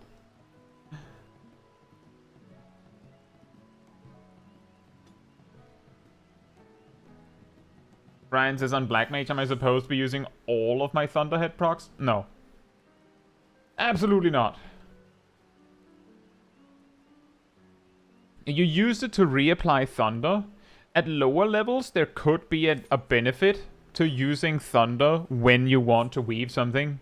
Like, really low level, like you use it as you use Transpose to switch when you don't have Fire 3 or Blizzard 3. But aside from that, you pretty much only use Thunderhead if, like, Thunder's running out on something. Quiver Dance is probably about as an it does everything and also your homework move can get in Pokemon. Yeah, the only thing missing is that it also would, like, if only it also increased defense, right?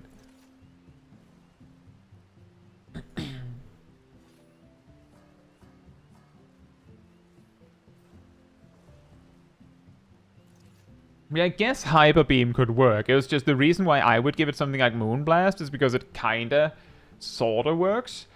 And Hyper Beam is bad. Like, that's the reason where it's like, it wouldn't give Pictomans a Hyper Beam because it would kinda suck. What Pokemon or type would Dark Knight be? It would probably be Dark Steel, I could imagine.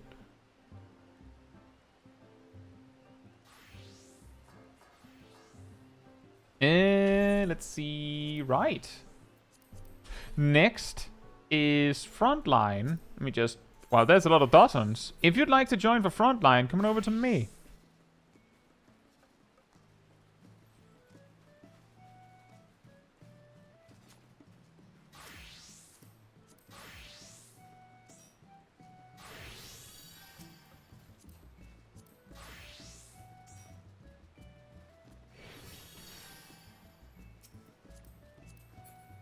We can make multiple groups. Maybe we'll land in the same match.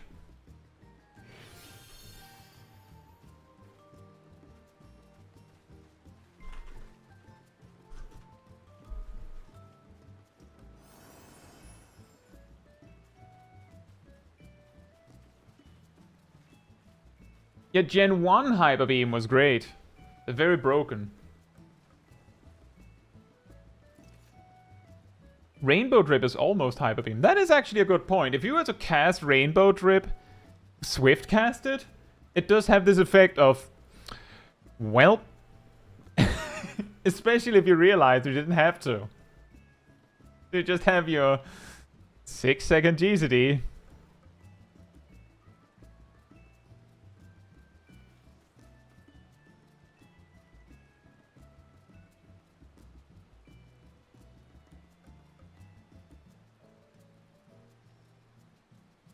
Kind of weird that this carbuncle person has been in every party so far. Yeah, I know, right?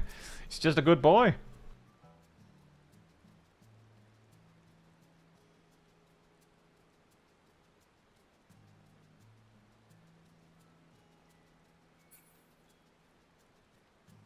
Wait, is it Shatter? Ah, it's Shatter. Oof. Oof.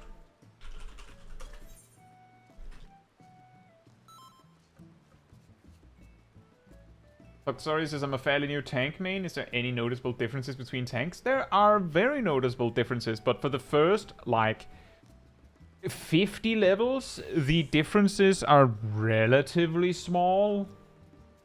They start to really become unique after that.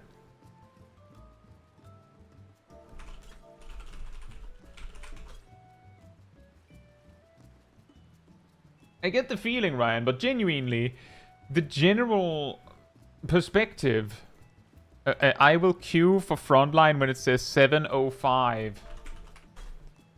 The general perspective is the mechanic is dumb. You don't need that many Thunderheads. It either means that you can't use Thunder often enough, or it means that you can use it too often.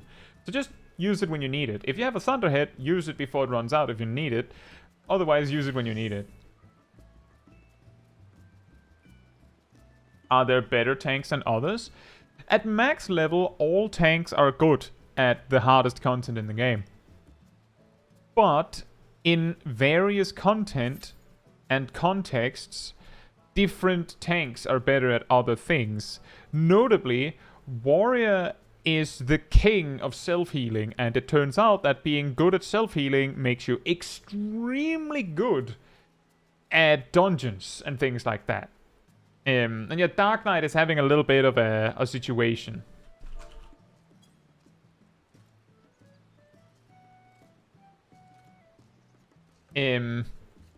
But essentially,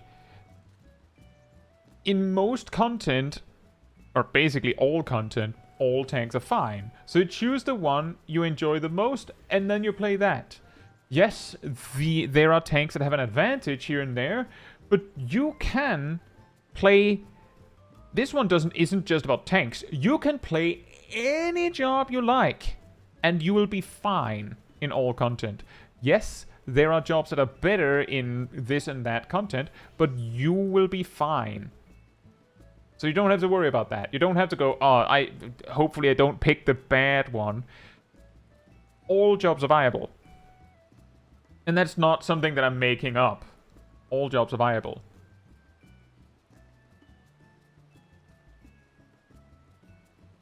I like to play Weaver. Is that fine? It's fine if you're planning to do crafting. Is it bad to then use Thunder for movement if I'm out of both triple cast or swift cast somehow? I mean, a key here is doing something is better than doing nothing. Right? It's always better to do something than nothing. However, preferably, you'd want to make sure that you've saved something to move if you have to move. But doing something is better than doing nothing.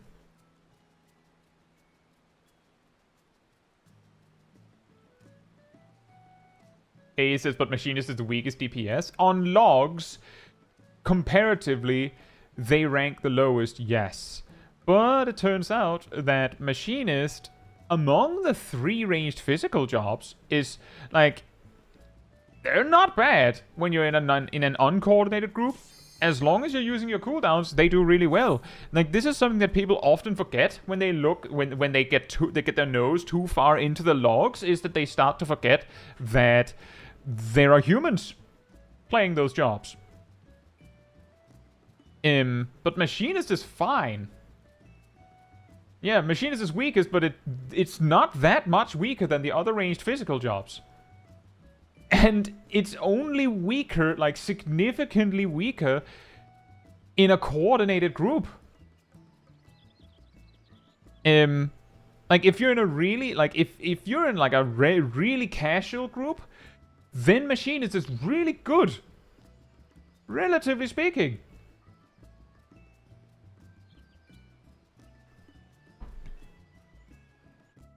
The difference is sub 10%. It's sub 10%, and that's relative to all jobs, typically, I'm pretty sure.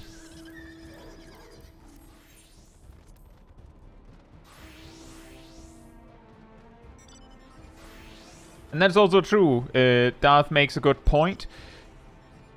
And this is something that I've also talked about before, when people go, what job should I play? I want to play the best job for me.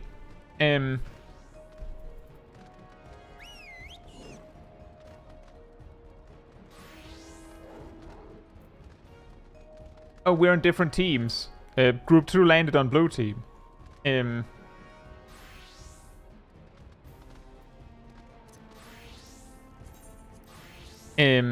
But whatever the best jobs in the game are, doesn't matter. The balance of all the jobs are close enough that the job you will do best at is almost certainly the job you enjoy the most, because if you play the job you enjoy the most, then you will play it more, and if you play it more, you'll get better at it, and if you get better at it, you'll do better. I know that that's entirely obvious, like, factual statements all across the board, right? But some people don't realize that. Oh boy, this is a bad start.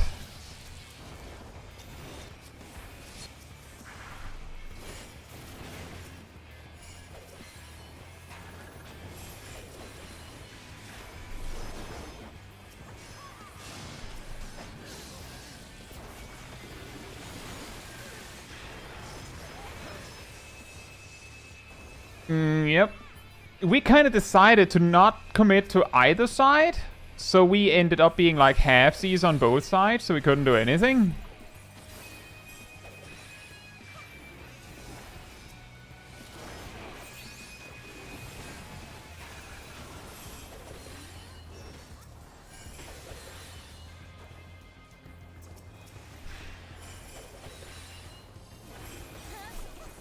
Ah, I just got an assist. But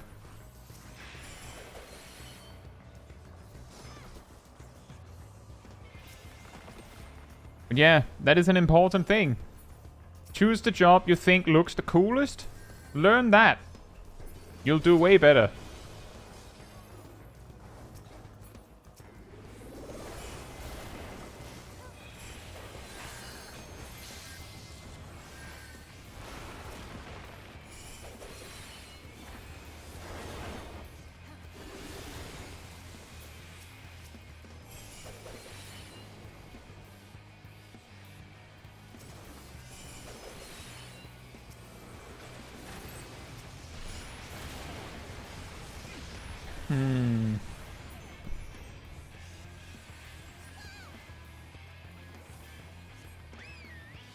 Yep.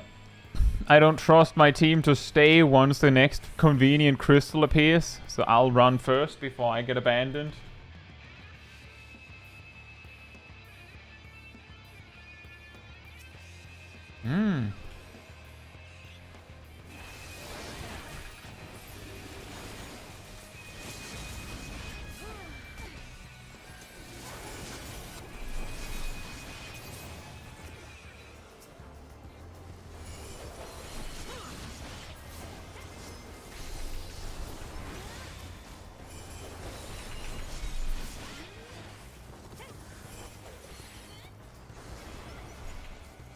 Ah. Stunned out my limit break timer. Grr.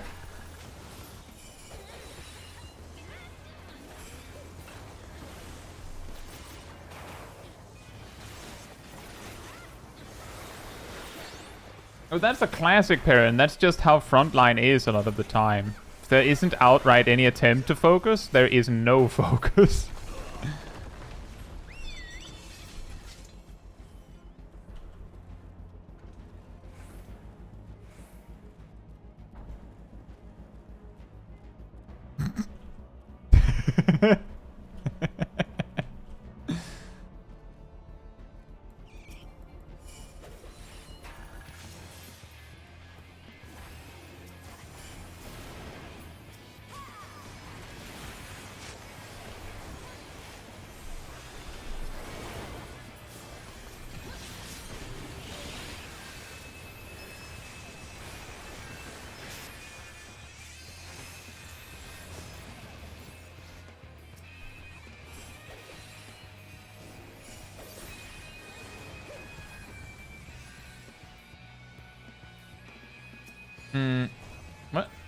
What?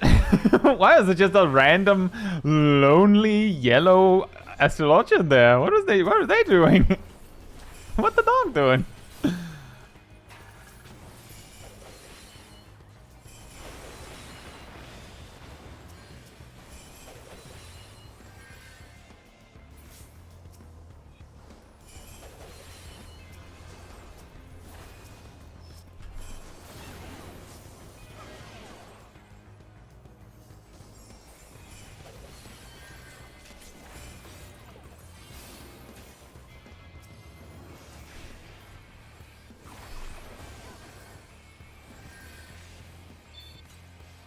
Gonna use that one mark on your hotbar? No, I don't want to do the shot calling. I prefer to react to someone else's call out. Because I don't trust anyone's going to follow up on mine. We're going to get overwhelmed.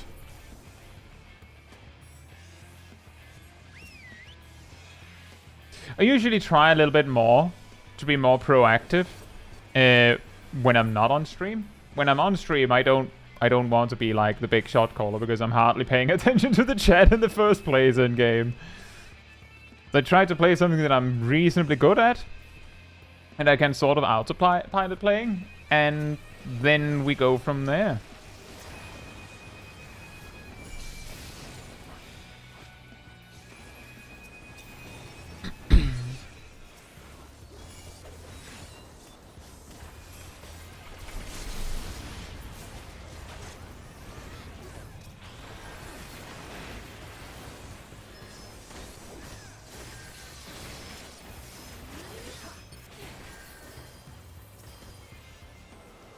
They really didn't want to let me go.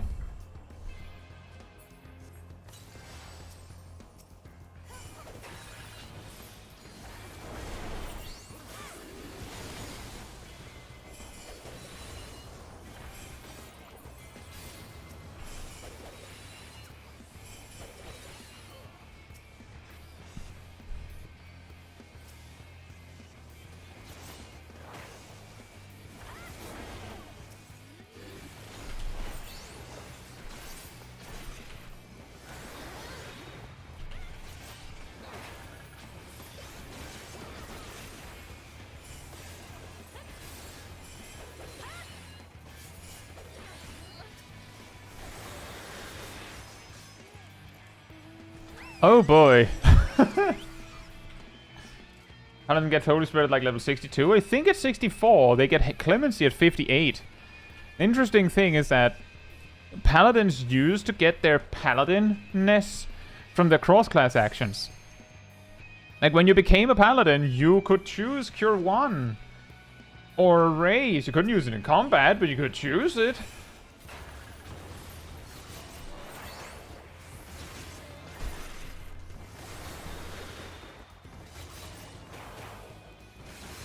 I don't think this is actually the best thing I could be doing, but I have a feeling that the rest of my group is doing the same thing. Can't really do much if the rest of my group is doing this. Yeah, exactly. It's Cure 1 without the trait. You also could get Stone Skin and Protect, I believe. But I mean, your healer would choose that, so why would you?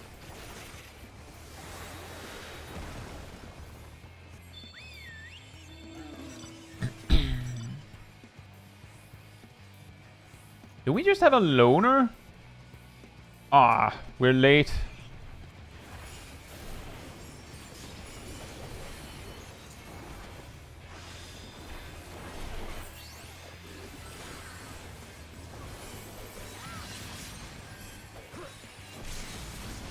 Hey, Gazel. Hello.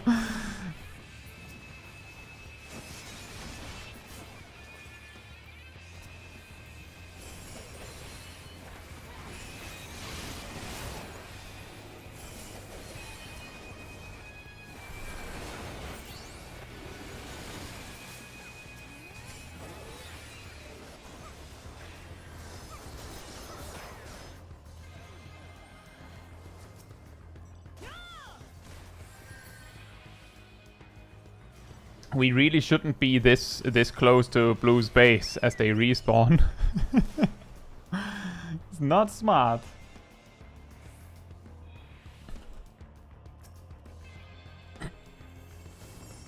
I think we're also split, so when Blue comes down, we're in trouble. And Blue heard that.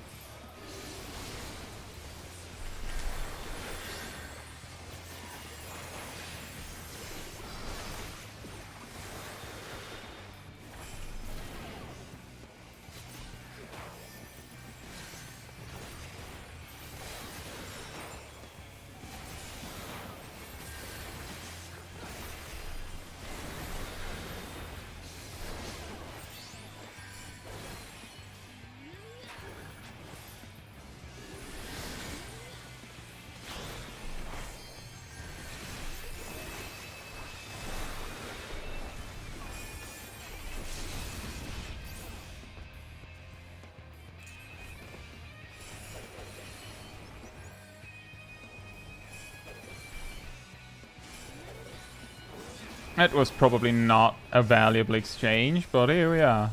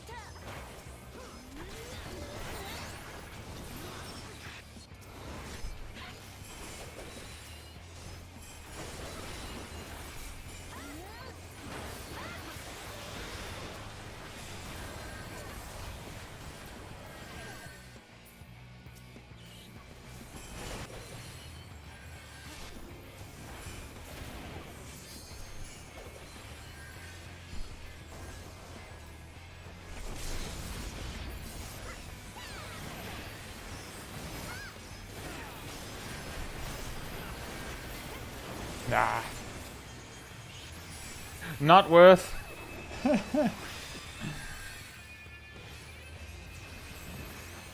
Watch for adders. I mean, we're last place. Adders is actually supposed to be focusing blue, not us.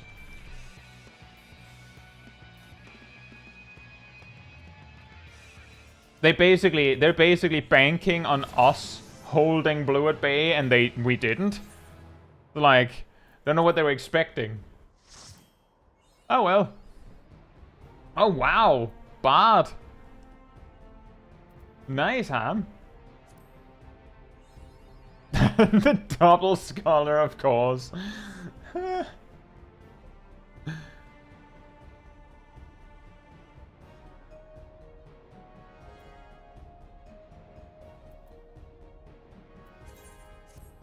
Yeah, still was a good match. I had fun. I know Bard is bursty. It's just that I noticed that very, very few players actually play Bard in Frontline, and when they do, they're usually not good at it. Also,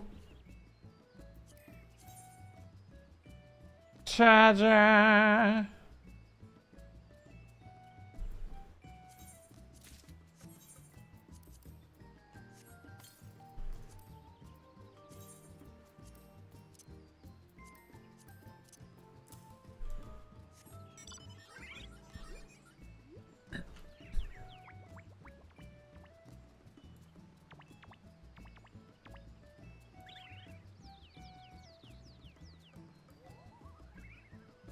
We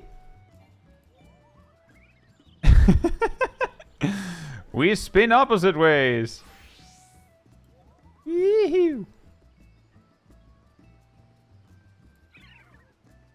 Since I notice Bard existence every time I dot. Yeah, like, that's the thing, Gazel. Usually I see machinists. I usually see machinists. Not because machinists are particularly good targets, but machinists have a tendency to make their way into a range that they might not want to be in proximity of a ninja. Like, I hang out, and then I look forward and go, I need a squishy. And then I see a machinist running forward to use Bioblaster. And there you go.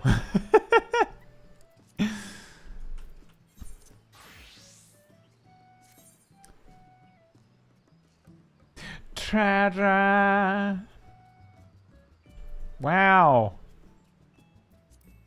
Wow.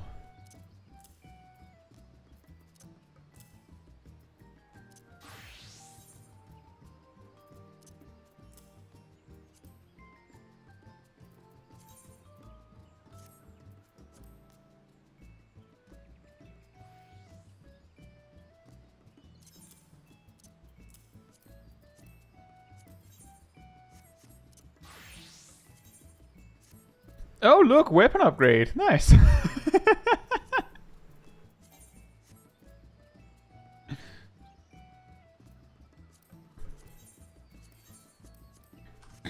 There we go.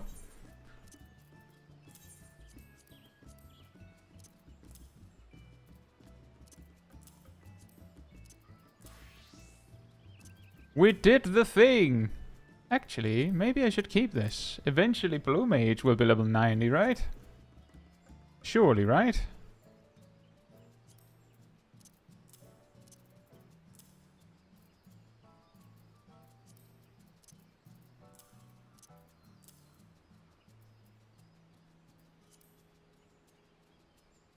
Haven't been keeping up with the Savage streams. How's proc? We're still working on M2S.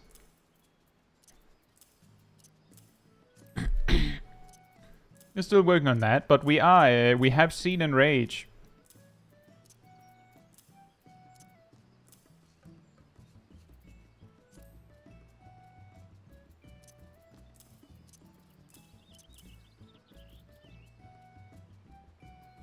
Surely Blue will get a new set? Definitely, but you will be able to reach level... I would be able to reach level 90, equip this set, and then do the quests for Blue Mage, and then get the new weapon, or like new armor and stuff.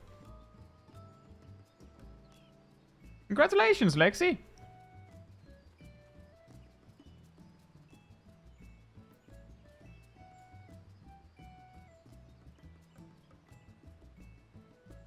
By the way, Bronzom, that sounds really unlucky.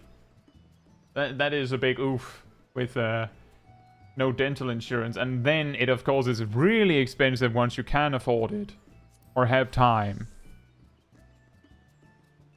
Time to see how Scholar and Summoner plays at 100? I suppose so. Speaking of which... no level up.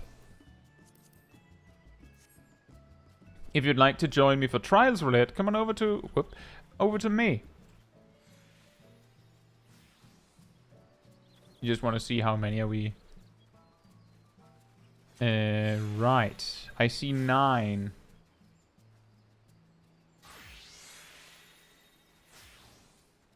I see 8.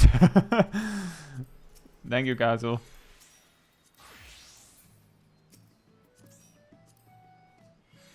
Tried Seraphism yet? I just unlocked it.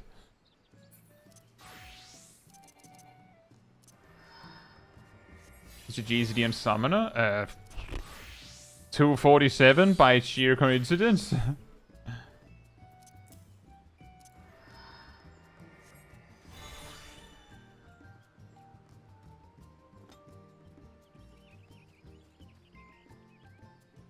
I mean, we can probably solo heal this, right?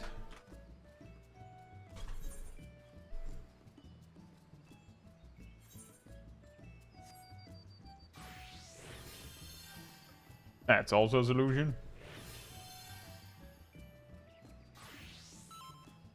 You know, Bronto, that's even worse. Someone works out. Now different tools started hurting. Like a whack-a-mole of dental care.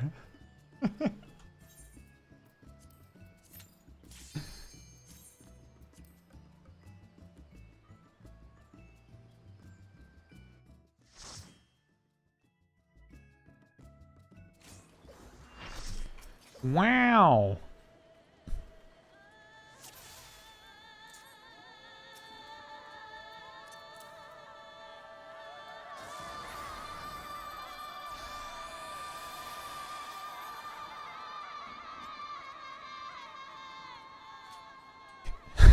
Don't worry, it's just hard. Ham is ready.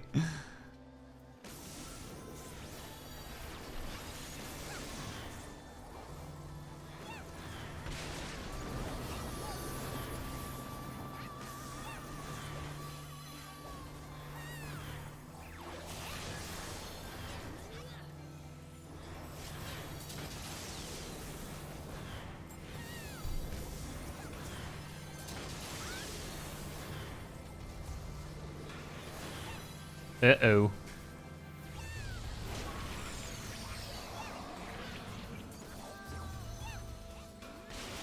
Thank you.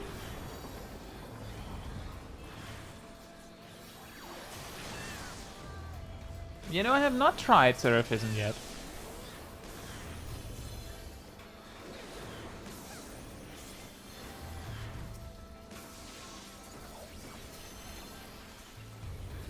I think what will happen is the only way I'll get to try it is if I deliberately use it outside of duty.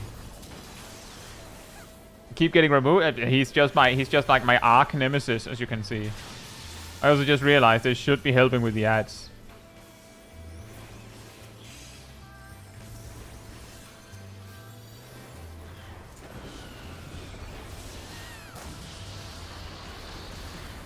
The most silly part about that, Liv, is that has been the case for so long that it's impossible that the developers don't know. Like, it's impossible that they don't know that this is a thing. So they have to either have gone, yup, that is how I wanted it to be. If you have the beam, one of you has to pick up 3 orbs. One of you.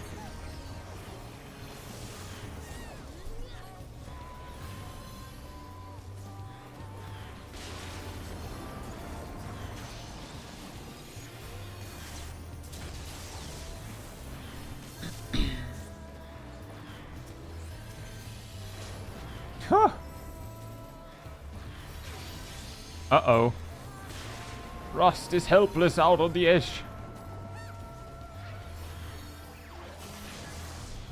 It's because pink and purple are natural enemies. Oh, did you hear that, Sip? I don't know if Sip is in the chat.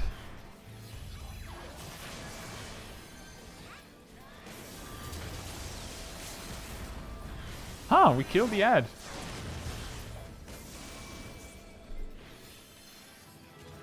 But it is impressive how often I get Ramu in content.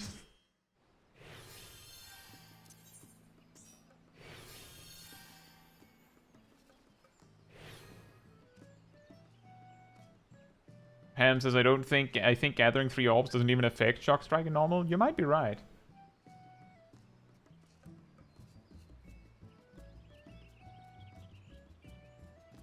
What is the job with the most pink action icons? Just... I don't know. I would have guessed Sage.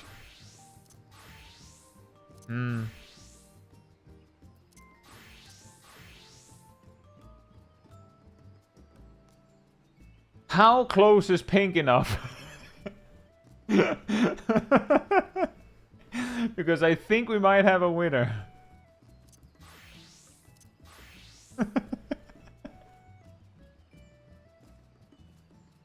Ain't that ironic? Or unexpected even.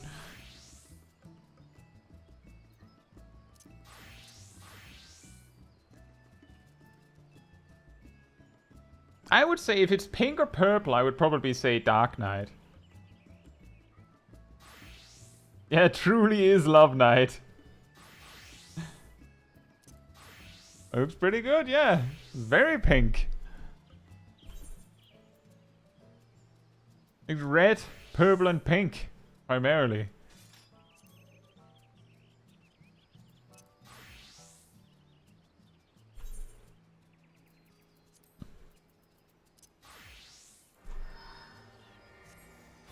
Casey! Oink.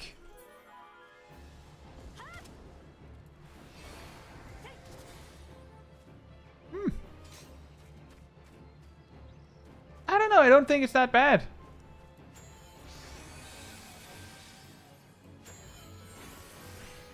That looks really cool. I shoot lasers from the heavens! Oh. I don't think it's that bad. Seems hard to see in, yeah. That's true.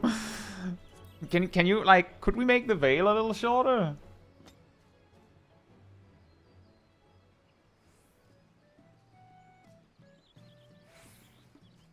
Yeah, I did see that, Ross. What happened is, first I think Monica tried to grab the orbs, then they got, like, the Chaotic Strike. Then you tried to grab the orbs, and then you got Chaotic Strike. I was like, Ramu was like, no, you two in particular will suffer. Right. You two in particular will suffer. Take that. He's just a funny guy like that. Right. Should we continue to do normal raids then?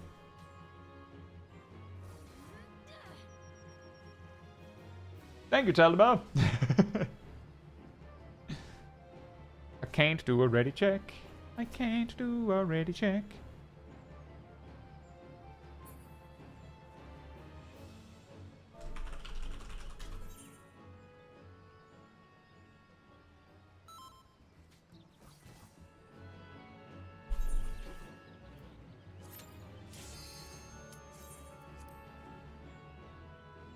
I think it looks cool as well, although I do understand how it's a little weird that they just completely replace your outfit. But I do feel like it has this, like, effect on it that makes it very clear that it's almost like an outfit you put on the outside.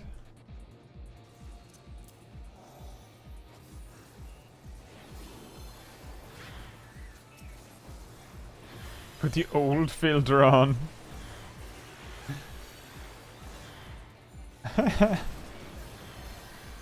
Ow! Right, we're supposed to dodge that.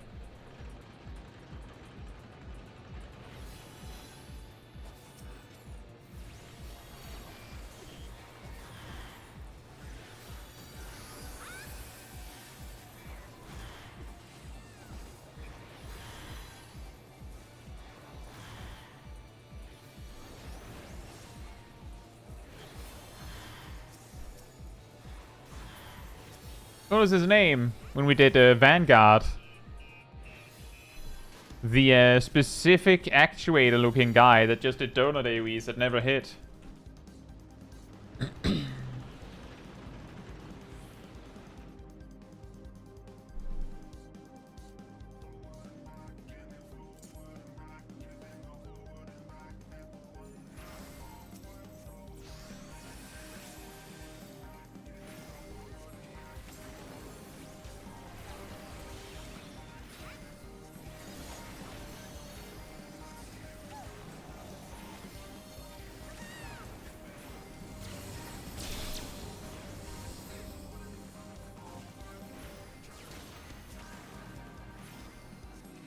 Forward and back. Look! It's Double D! Ed. It's a big spear.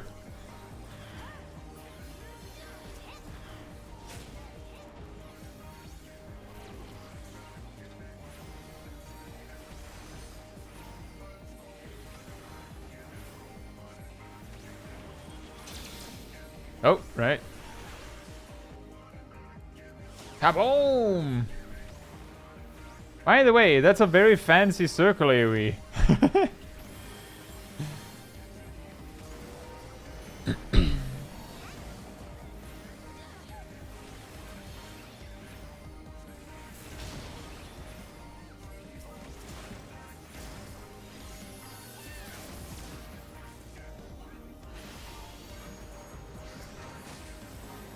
Open duck! Out of one, not a gain on one. No! My broil ruined it! It broiled everything!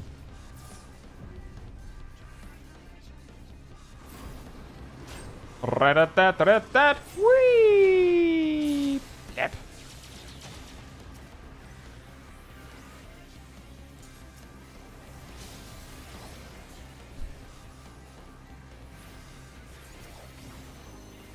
Oh, I don't think I've ever seen this mechanic on normal. I don't even know what it's for. What's happening?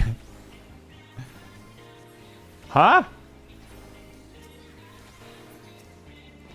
Nani? Did we skip something? Or did we not skip something? I'm not even sure.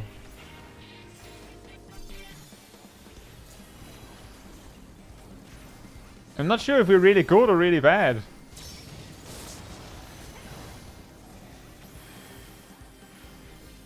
Would that be pronounced Eddie? Maybe.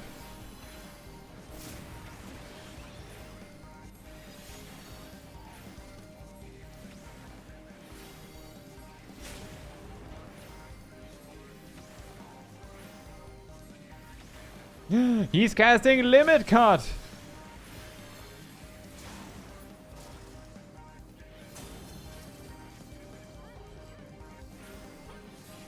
This weird shield only takes damage from the front. Bada-bum.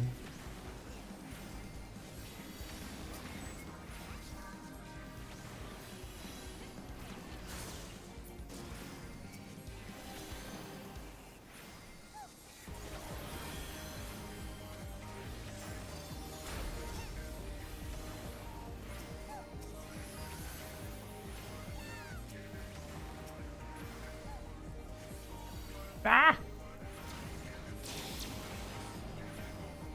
Ah! Kaboom!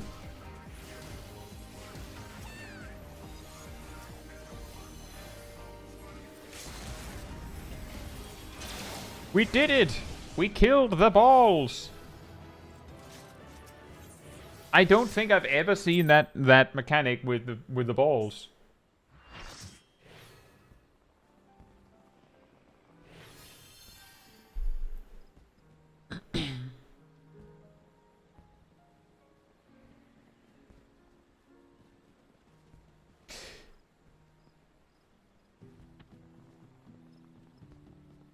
I don't get why it didn't make me jump on the cruise chaser. The way that it works, Monica, is that you have to click one of the open ducts. Like, you have to do it.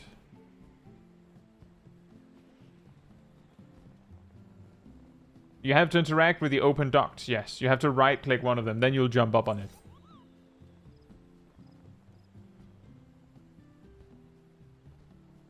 You know, that doesn't surprise me, eh? Did you wipe as a result?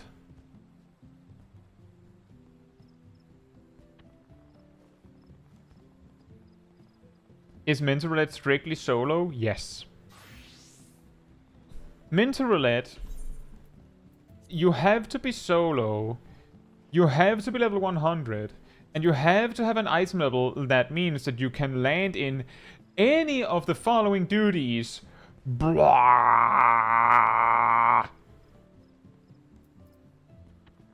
Which means that I'm pretty sure that the current rate tier is the deciding factor on 685.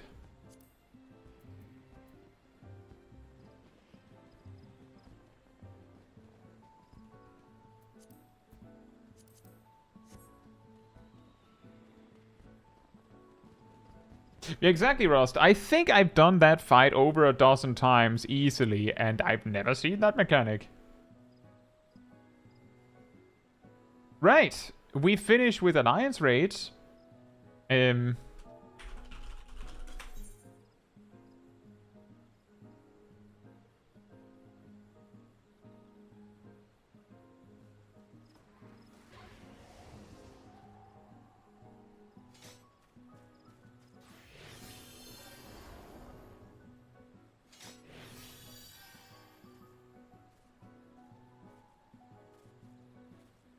Rust asks if they can go DPS.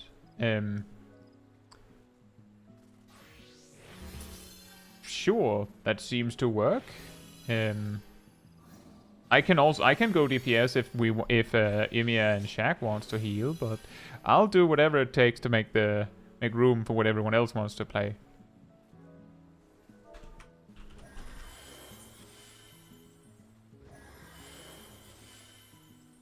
I see, Aradel. One of Square's very first games, a mecha RPG that Cruise Chaser is from.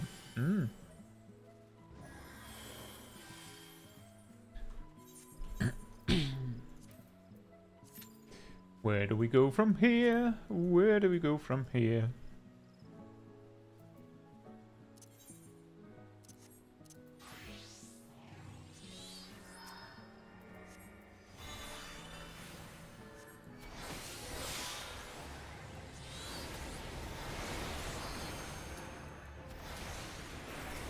The magic trick here is that I started doing something.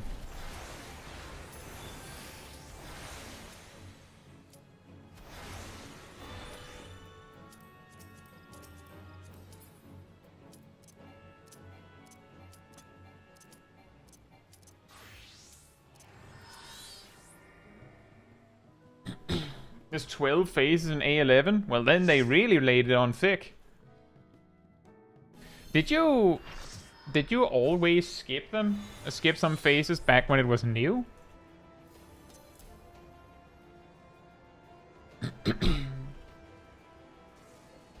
Oh boy, here comes the minigame known as Battle for the Narnia Dragon.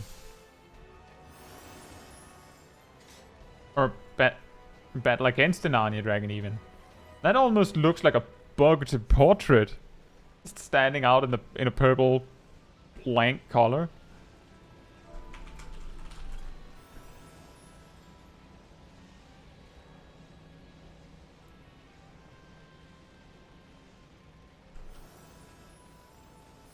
Then is the thing, whenever you see, like, old content where the fight is really easy nowadays, I wonder if it was always that easy. And part of the reason why I wonder that is because the near raids, back when they were current in Shadowbringers, they weren't that bad, in my opinion. It's somehow gotten worse after they stopped being current. Which means that, like, as far as I'm concerned, anything's possible. It's equally possible and valid for me that you could be like, oh no, actually Labyrinth of the Ancients was even easier when it was current, but I know that's not true.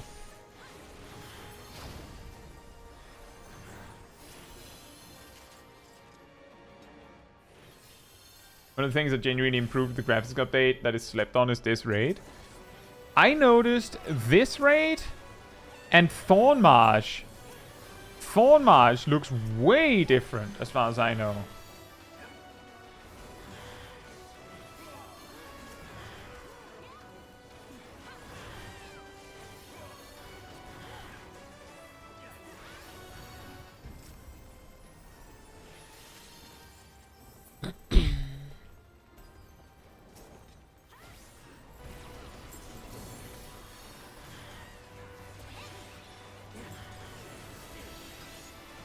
Yeah, I have heard about Strat, how, like, on Behemoth, the secondary tanks had amazingly interesting objectives, such as click the button.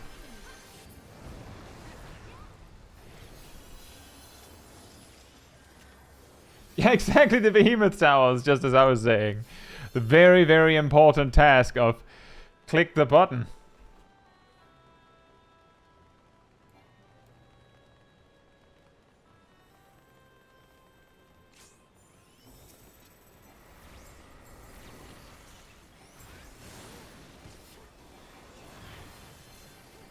Well, you see your adversary out there. Romp, romp. Uh-oh, now it gets scary.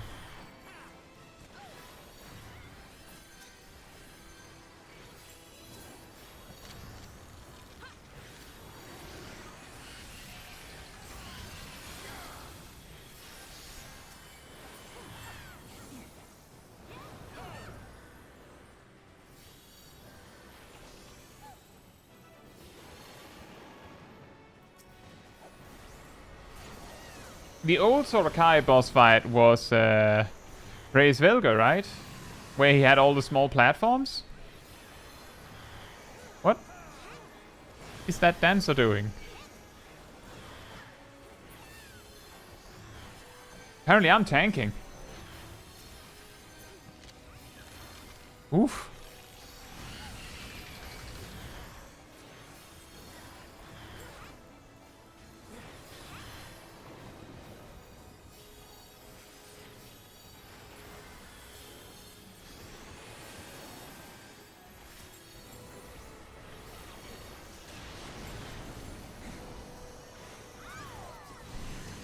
Why does he start moving it to Narnia now?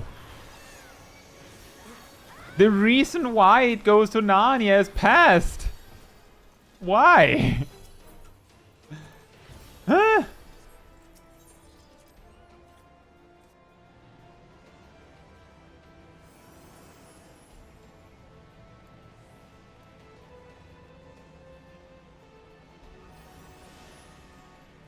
They were done correctly back in 2.1 and 2.2. That makes sense. I've also done the research to look into to how the dragon in particular worked. I actually had it in one of my Mythbuster videos, demonstrating how the bone dragon was actually meant to be done. Like, those tethers between the skeletons, it's not like damage reduction or something. The tether makes them immune to a heavy debuff that they get applied to themselves when they run alone. So what you're supposed to do is kill the skeletons while they are out in Narnia, so that they are alone, and then they like basically do like a Baywatch kind of like slow-mo run back to the dragon. But because it takes so long, oh,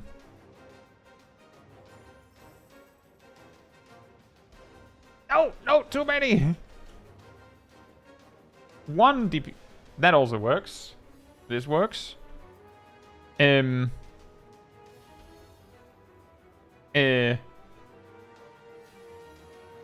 like, you'd send the skeletons off to Narnia, and then they would take 30 years to run it back.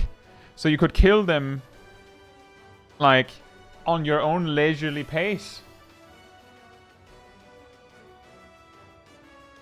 But you can probably recognize how even if someone said you were supposed to do that, everyone would just be like, we're not doing that.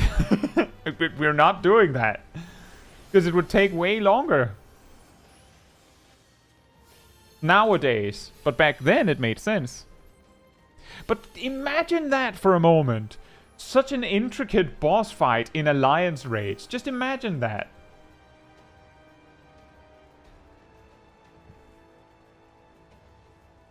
Like, compare it to how Alliance raids in like Endwalker or Shadowbringers work. Yes, there are intricate mechanics, but nearly all of them are about you surviving. Not about, oh, you have to do this or you wipe. It's usually about, oh, well, if you don't do it, you die.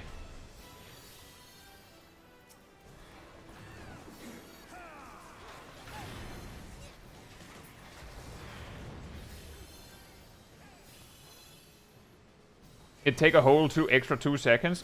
The thing is, Rontom, if you actually moved the skeletons to Narnia, you would have to throttle your damage output on the dragon to actually do that. So it would actually take way longer. Like, just for that, it would take way longer.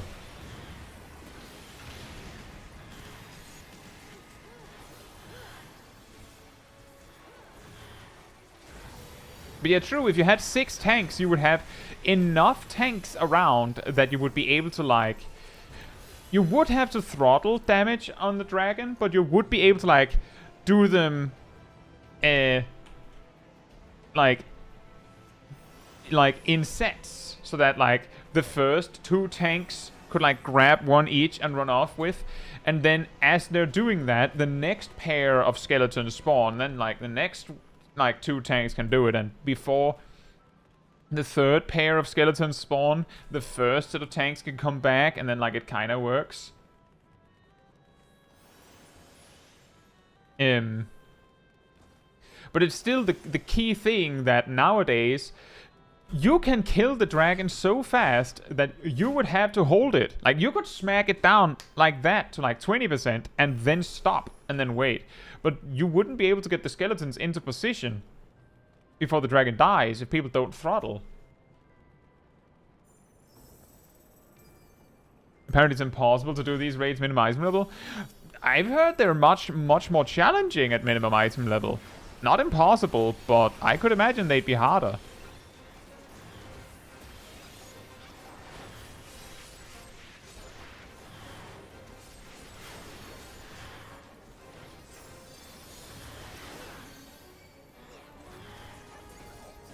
Only because nobody remembers the mechanics, they're totally possible. Yeah, exactly. I could imagine that would actually be extremely funny.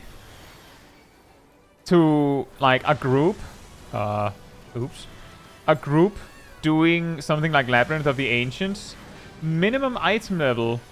Blind. Like, as in, you've done this a million times.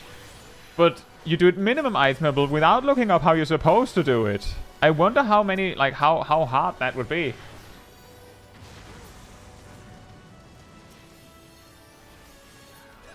He got big.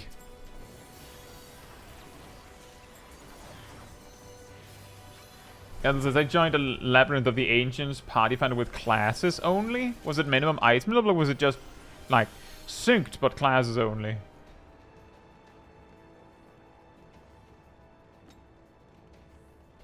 Not from Earth says, I think if they tried now, they could make interesting standard full party alliance rates. They could. The thing is, because of the kind of expectation that we have nowadays of alliance rates, a large percentage of players would be completely not ready for that. Like, a large percentage of players doing alliance raids view it almost like a loot pin. Yeah, I think the only comet I trust is this one over here.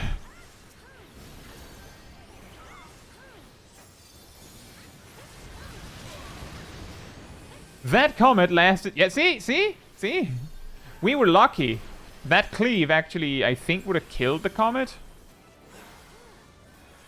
Also, yeah, if you actually kill the ad, it just spawns a new one. So no point.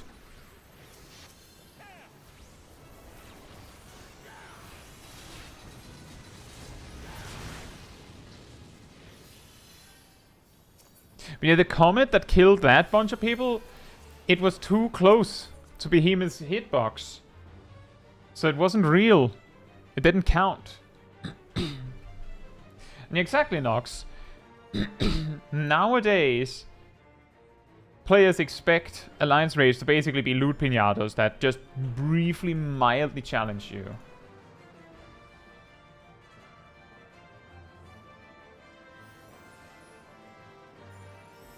Yeah, that is true, Banri. I did hear about that, and that would probably solve that problem. If we just had Savage Alliance raids.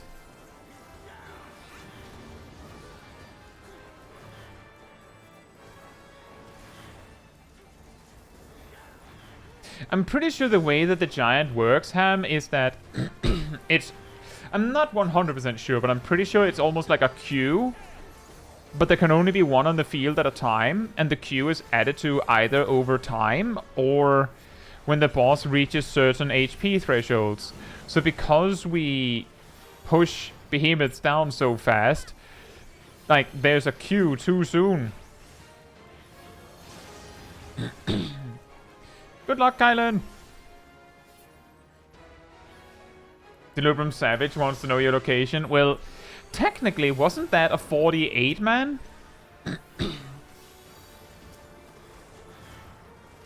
Too soon. You've awakened me too soon, Executus.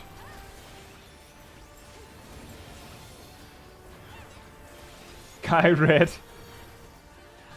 Well, I mean, it's almost. It's kind of time to turn on lights.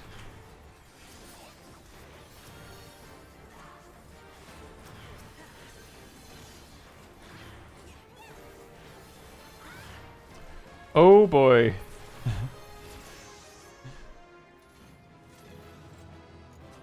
I think someone was a first timer.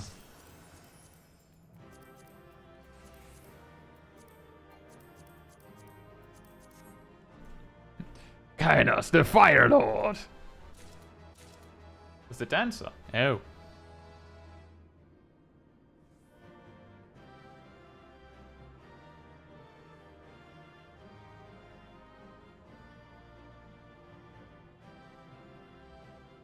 And yeah, that makes sense, Boundary. As you saw, the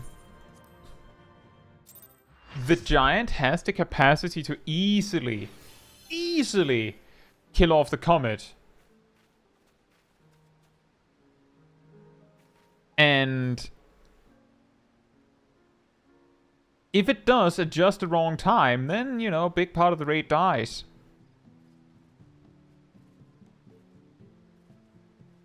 So it makes sense that you'd want to kill it. But because of the pace that we kill behemoths, if you kill it synced like we were, another one just spawns. It's just like, oh, we've had first Iron Giants, but how about second Iron Giant? Hey, Cole. Hope you're doing well.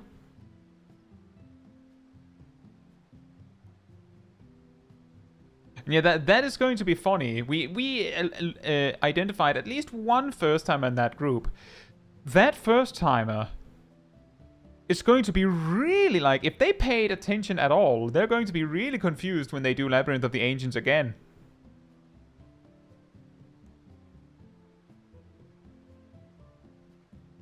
Because they'll be like, why are people pulling the dragon all the way over there now?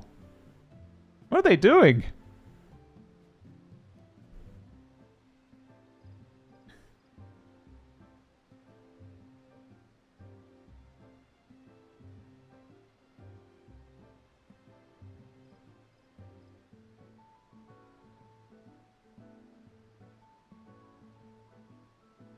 I think we had 2 viable commits. I just didn't trust the one that was closer to the boss. Gold does Yoshi P telling us they can turn on NAEU DC travel whenever they want, every time someone asks. Sucks. Just do it. Yeah, I get that. But I also get the arguments against it.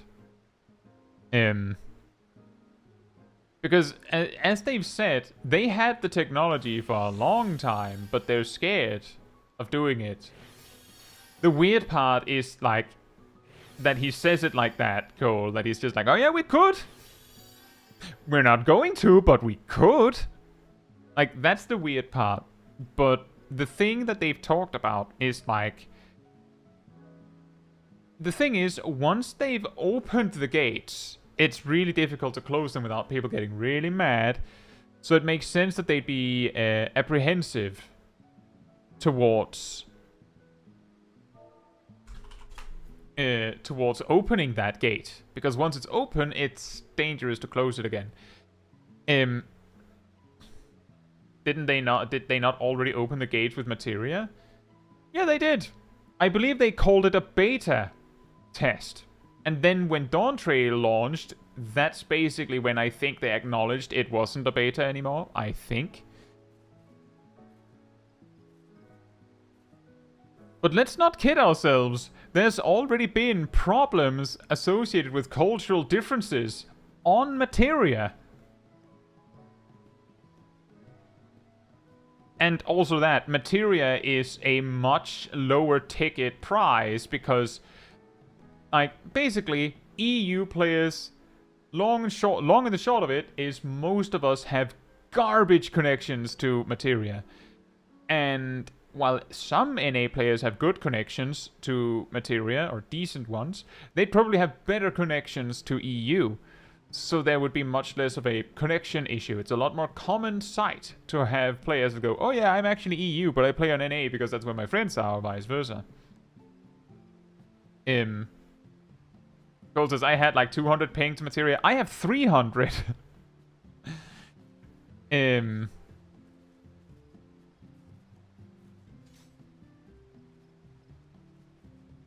the cultural differences thing is really awkward because you can't possibly imagine what the problem would be.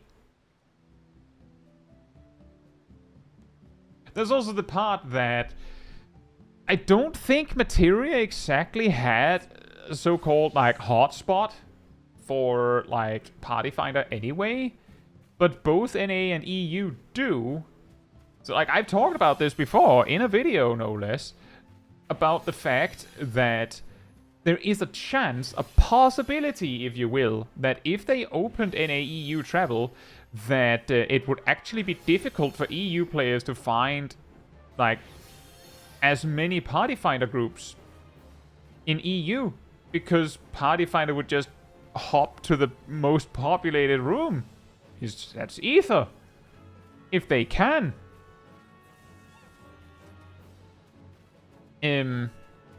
It's a possibility. Like, that's the thing, is that it's equally possible that the day they open data center travel between NA and EU, nothing happens. Like, the same thing has happened on OZ happens, where people do it because of the new car smell. Like, I haven't tried that before. Or maybe they hang out with people they've never been able to hang out with before. Or, like, they meet their friends from across the world over there. Like, that's a possibility. And then a week or two later, like, the newness of it kind of fades, and then people just stop doing it. That's a possibility. That's the same that happens when they open between NA and EU. That's a possibility, but it is also possible that something else happens entirely and it kind of wrecks something. It's a possibility, and the key is, if they open those floodgates, it's going to be a problem to close them again if they deem that it was a bad choice after all. Because a lot of players will be very sad if they do that. And I just want to highlight, I just want to underline when I talk about this, if you say, oh, boo-hoo, some players will be sad if they close it. Just try it. Pictomancer players would have been sad if they got nerfed on, like, raid launch week. But they decided to buff everyone else instead anyway. If they quarantined Ether from cross data center travel, I genuinely think it wouldn't be an issue.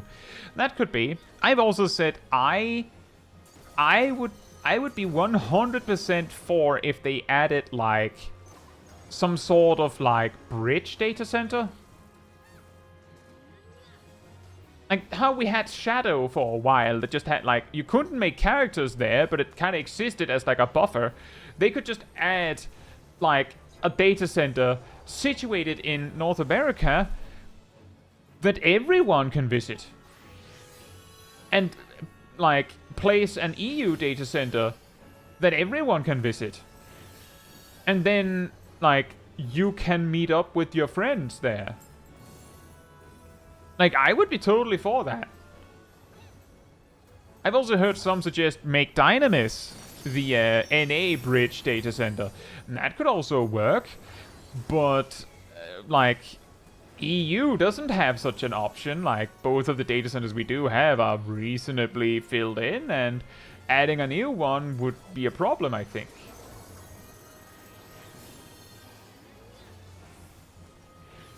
But like that I think would be the safest approach if they made like bridge data centers to see how it goes.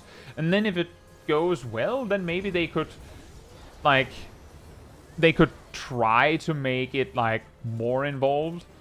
Because like, let me put it like this. The particular issues that I can see with data center travel, and remember, as far as I'm concerned, like I want to play with all of you, right? So as far as I look at it, like, the kind of content that I would be, quote-unquote, having trouble doing, because, oh no, Party Finder happens on Ether, we can make it happen on Chaos. Like, we can just go to Chaos and make it work. When I'm streaming, for example, like, we'll just make our own groups. And we'll make it work. We don't need Party Finder, for the most part. So, like, that doesn't hurt me.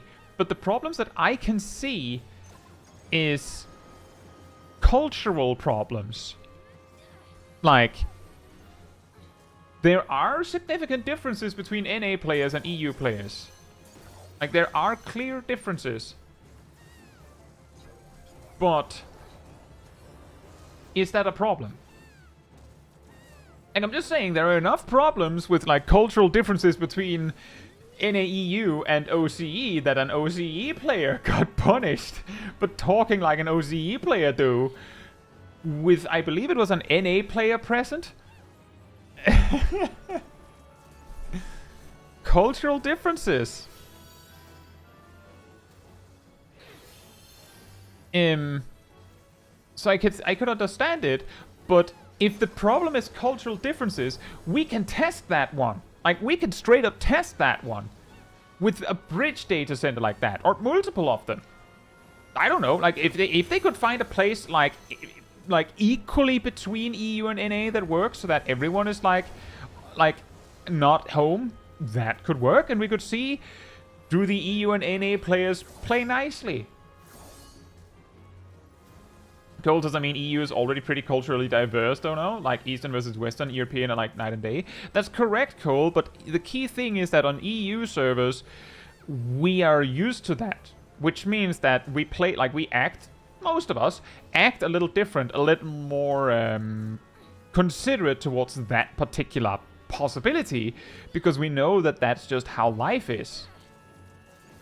I don't know if NA, like how NA acts, but I do know that often there are some things where I'm like, I have never seen that happen on EU, where it's like, oh, that's an NA thing.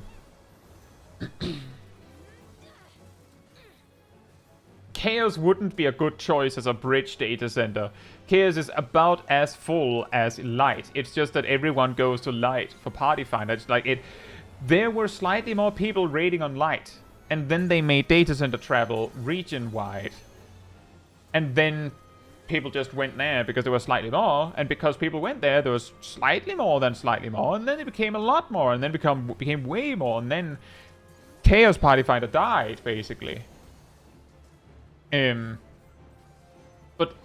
Chaos is not that much smaller than Light, as far as I know.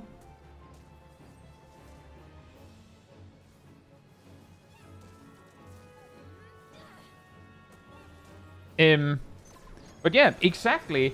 In EU, we already have a lot of different cultures, you could say, Cole, which is like the EU data centers culture itself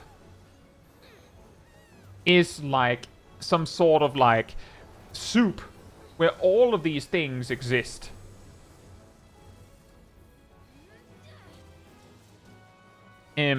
Which, based on what I've heard and learned, puts the considerateness and keep my grievances to myself meter between JP and NA. Like, are reasonably more likely to just deal with it if there's something you don't like, or you just leave quietly. I don't know if that's also a thing in NA, given that I haven't played there.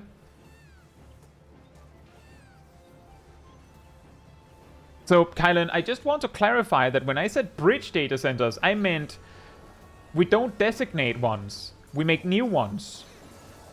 You know, like Shadow, where you couldn't make characters. You could visit, but you couldn't make a character. You make a new data center called, I don't know, Tuliholal.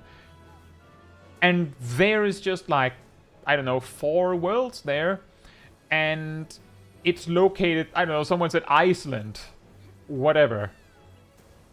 Like, you make it a bridge where you have to actively choose to go, so you can, as a European, choose to opt out of playing with Americans, if that's what you want.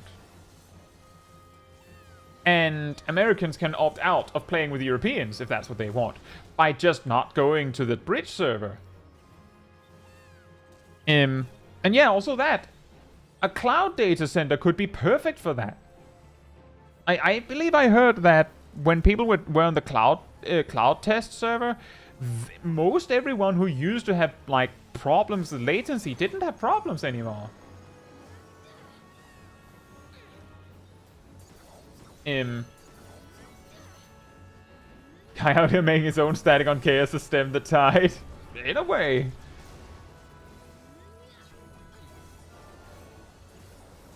Cole says NA is mostly a hive mind. The subset of the population that plays MMOs here is a pretty homogeneous and online population relative to, say, shooters like Call of Duty. But that also makes sense, in a way. Like, you say, you make it sound like it's a reasonably small amount of players. Meanwhile, I'm pretty sure NA has twice the amount of worlds compared to EU. And don't they have about as many as JP? Or is it more?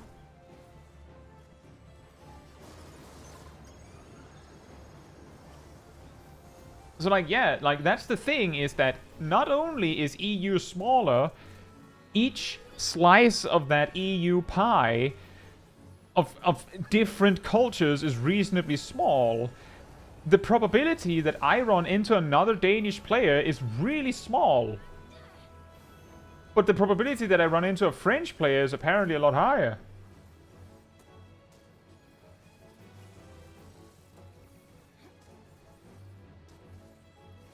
But yeah, I think...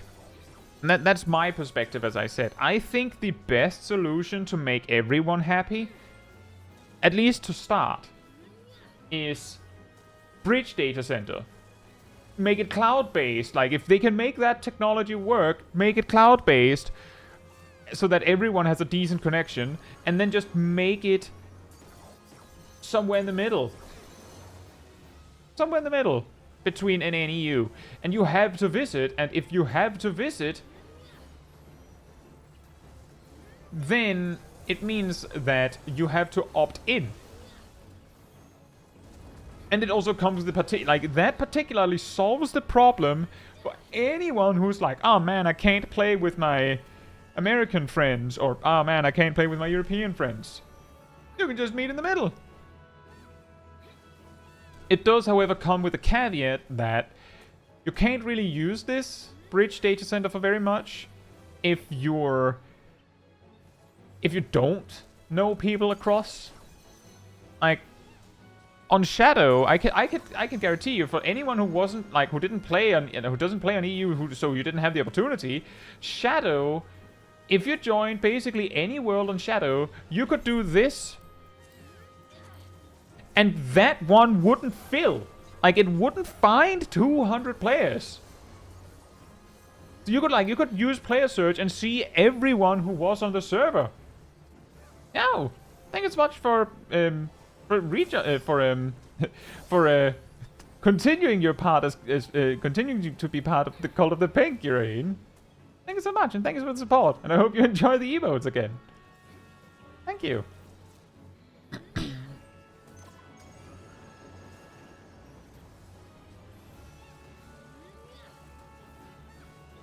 And also, Aerodel, I'm just saying, when I say there's a much higher chance I'll meet a French player, that wasn't meant as a bad thing. Just to be clear. It was more an observation. I'm pretty sure there's several times more French people on the planet than Danish. And there's also that part, as Nox says. Scandinavians have a tendency to just speak English on the internet. Like, the thing is, my YouTube settings are on Danish, but if I see a video that is automatically translated to Danish, like its preview name, I look at it and I get like, my brain goes like, what? Because they're not supposed to, like, video titles are not supposed to be in Danish. I've opened, I think the game was called Mindustry, and it opened in Danish, and I was like, alright, I don't know what anything is, because I don't know the word for ore. Like, I learned the word for ore in Danish, but I didn't know the word in Danish. So, like, I just went, let me just figure out the language settings, switch it to English, it's easier. Could you give me a sentence in Danish? Ja, det kunne jeg godt. Hvad skal det være om? Hvad kunne du tænke dig, talte mig? What, can you give me a suggestion for a topic?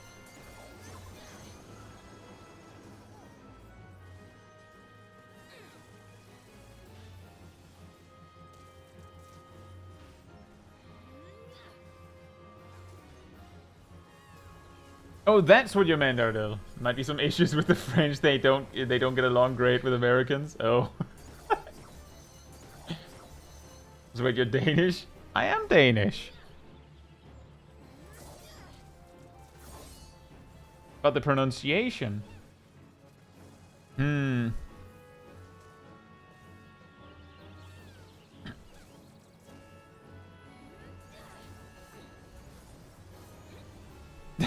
Grace says, I'm here for guys speaking Danish.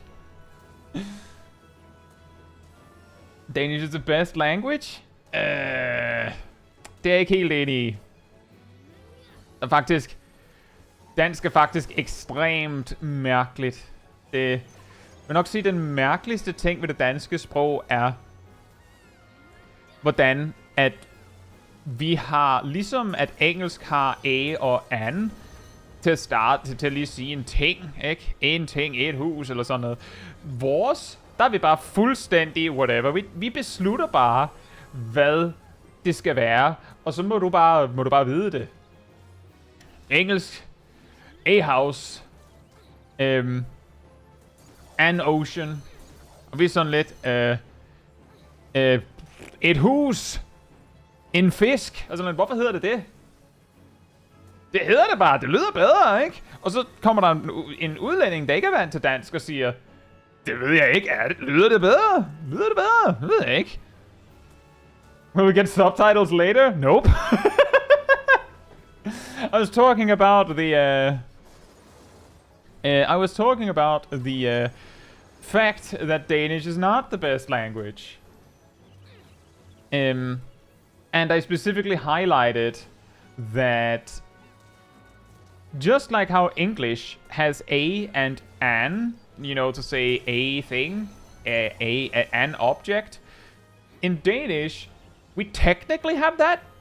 It's just that the words in and it don't like make logical sense. Like, you could say that the words are gendered, but that's not really it. I don't think. Not exactly that. So, like, you just have to, like, guess what it is. You just have to guess.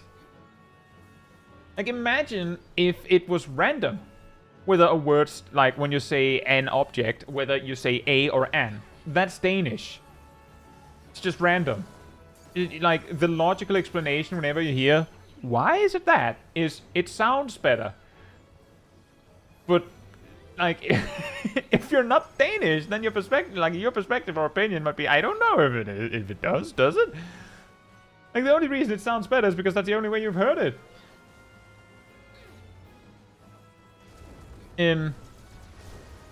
English is a fair amount of that too. Well, the thing is, you can actually guess how someone pronounces certain words by seeing how, like, whether they put a or an in front of it.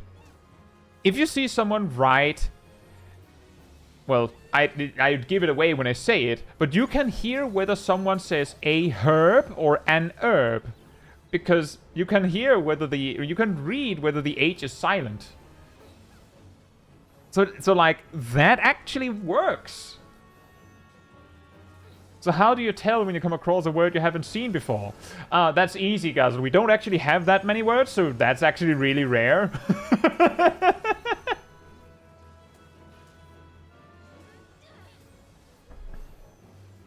But Shing. Cultures, I think whether or not data center travel homogenizes Party Finder will depend on how strong the cultural differences are. Even in the Americas, LATAM tends to do its own thing.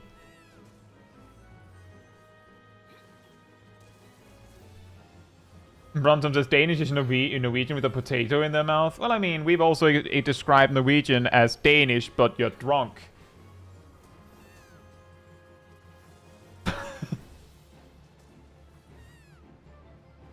Well, that's what you meant, Cole. Yeah, most of the time. Well, aren't we all? Come to Scandinavia. Just...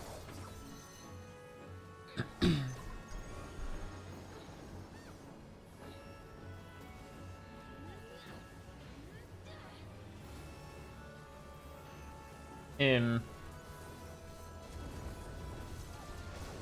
yeah, that's true. But that's also the thing, Cole. Like, I'm pretty sure there's not much right now, necessarily.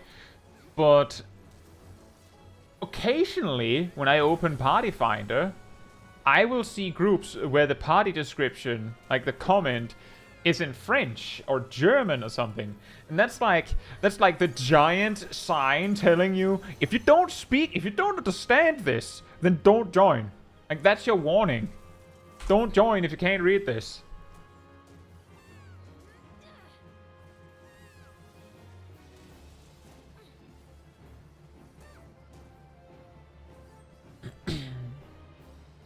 Green says, so if I'm drunk and I get naturalized to Danish, do I then become Norwegian instead?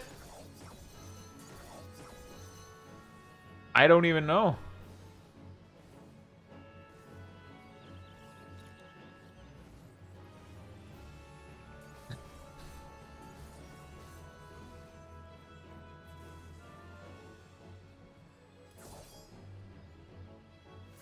And that's also an option, that they just straight up say it. They just say French only in the description, but sometimes they don't. Sometimes they don't, and they'll just straight up write the comment in French. Or German. Or I guess Japanese. Although I do believe on the JP data centers, they do that and then also write JP only in easily readable English.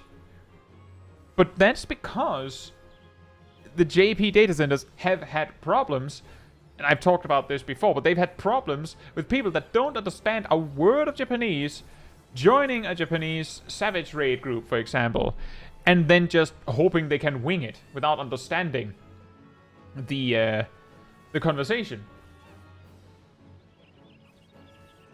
And that's fair. Like, that's the problem, is that if people don't understand, don't join our group. If you can't communicate with us, then they have to make it clearer, right? That's understandable.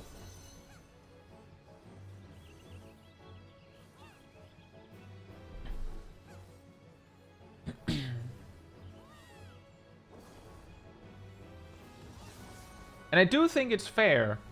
I think if, like, hypothetically, if like EU or NA had massive problems with people joining their groups that don't speak English when they have to communicate in English, we would probably run into the same kind of solution. I remember in World of Warcraft, I think this was the case for both the NA and the EU region, because both regions had a realm called Ragnaros. And I'm pretty sure in both regions, there was a very large percentage of Spanish-speaking players. And this thing that people started observing was that a lot of players joining random content from Ragnaros were not that good. So people actually started basically saying no Ragnaros players and things like that, because you would get people from Ragnaros that were either bad or potentially didn't speak Spanish, or actually didn't speak English because they spoke Spanish. I didn't see it that much that I know exactly if this was the case, but I do recall hearing about it, that it was a problem.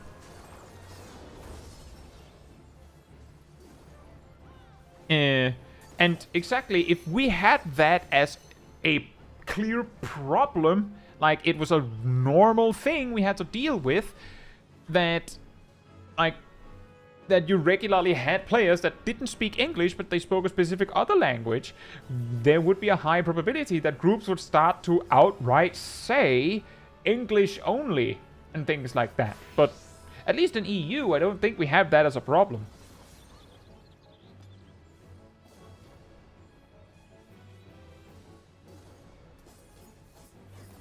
Butterfly Spirit says, imagine trying to explain the divide by 3 mechanic of one of the weird bosses in a foreign language. Yeah. All you have is potentially something like DeepL, Google Translate, or the auto-translate feature in the game. Good luck.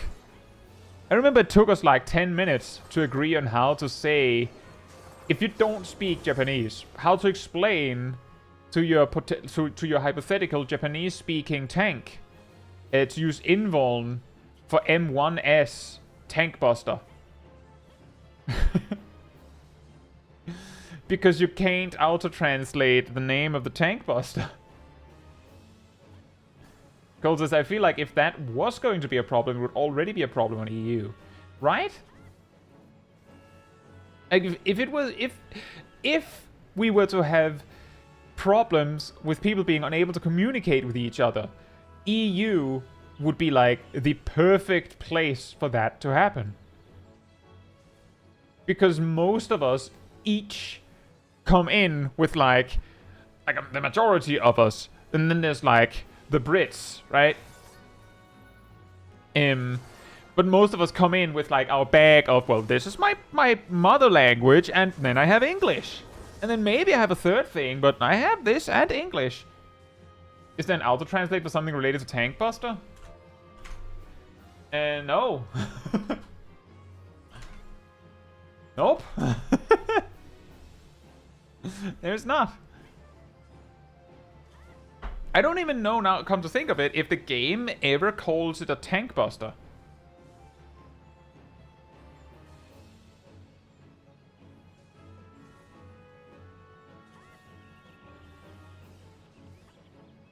Taldemar says, at least nowadays, EU Ragnaros has a lot of Hungarian players, but since EU has dedicated Spanish servers, I find that unlikely. I don't know. That's the thing, Taldemar, is that there is a logic to it, and the logic is actually the same kind of logic as the EU would play on Ether, because there's more people there. You could play on the Spanish realms in WoW, but let's say, hypothetically, that there's less than half the players per battle group, which is basically like a data center. So if you played on an English-speaking realm, you would have more groups to join.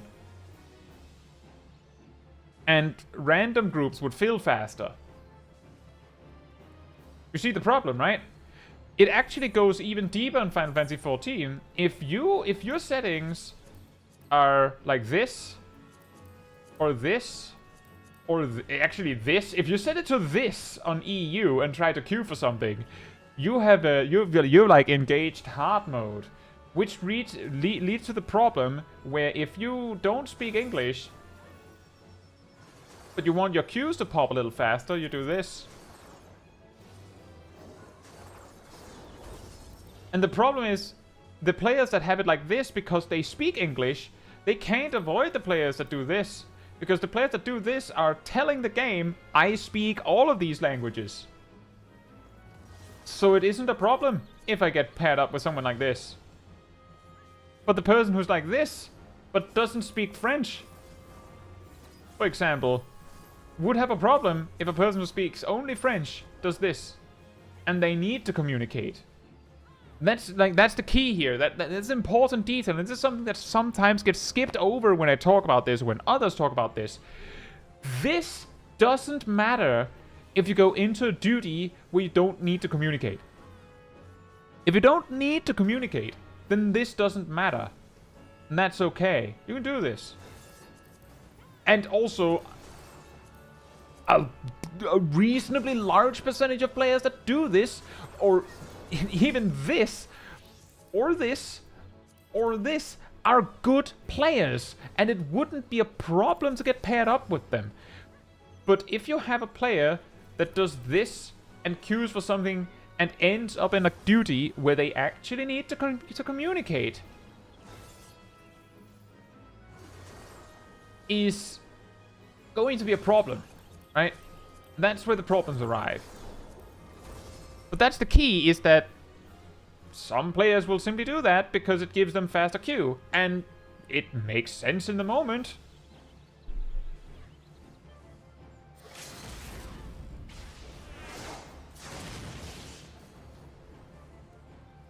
Cole, I don't think it's super confusing, simply because if you've played any other Final Fantasy game than Final Fantasy XIV, then you go into Final Fantasy XIV, playing the game in English, you would probably be weirded out by them saying Fire 2, Fire 3, Fire 4. You'd be like, what happened to Fyra and Fyraga and Fyraja? What happened to that?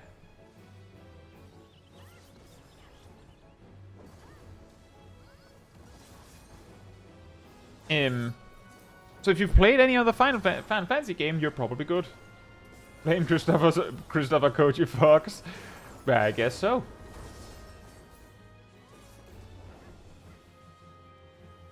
Banry says, one of the biggest advantages NA has is that I can only take the E and be fine. I'm just saying, you saw that I had only E ticked. and after I ticked everything, I ticked them off again and stayed on E. I don't have queue problems. I never had major queue problems. Nowadays, I of course have the advantage that, like, if I'm doing dailies, I usually just get people so I don't go alone. But when I do mental roulettes, I just queue, and then we wait until I have people that have only ticked the E. Or ticked everything. Most duties, you just say hello and GG. Yeah, exactly. For most duties, you don't need to communicate. But the few ones where you might have to communicate, it can be a problem. Fire in red. Wait, what is that actually called in Japanese?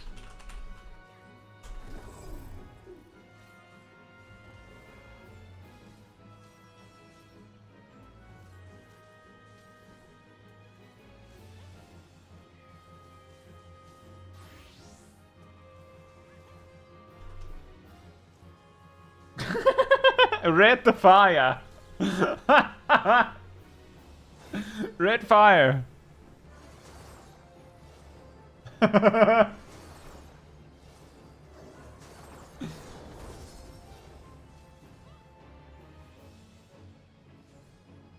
Final Fantasy VII remakes translate the spells to plus and plus plus instead of 2 and 3.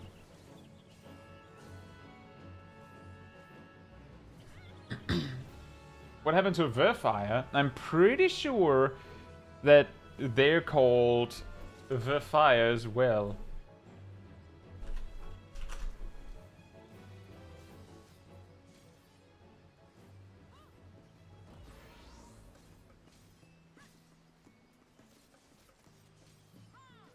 Isn't that Vera Santa? Vera Santa. Vera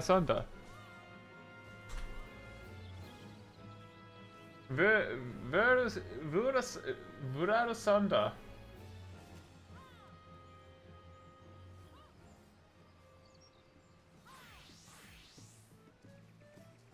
Gleaming says, anyone else reached a point where they don't know what to do with normal rate drops? Like, Tome Gear would just be fast at this point.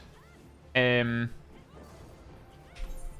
I don't know what you're talking about. I totally don't just greed and then I just get something.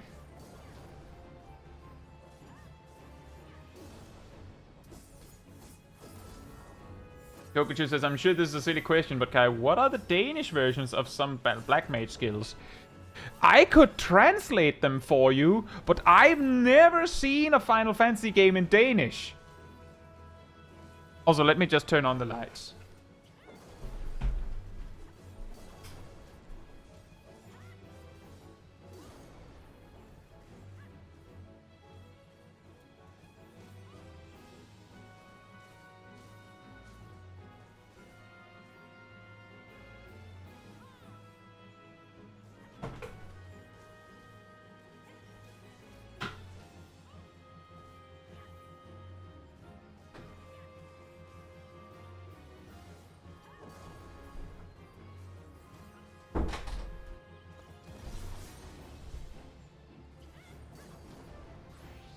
Alright, I'm back. There is no Danish in game. Nope. Nope. There is no Danish Final Fantasy game. Or any... I'm pretty sure there's no Final Fantasy game that is translated to Danish. But I could translate them for you, but... if it would just be guessing, right? Which also means that we'd of course have no logical explanation for something like Fyra. Because there isn't an R at all in the Danish word for fire.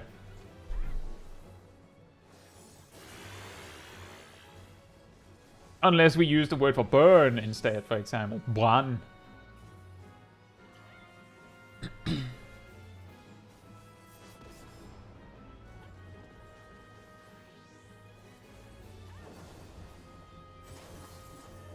And yeah, exactly as Nox says, it's exceptionally rare that a game is translated to Danish, or I guess any Scandinavian language at all. That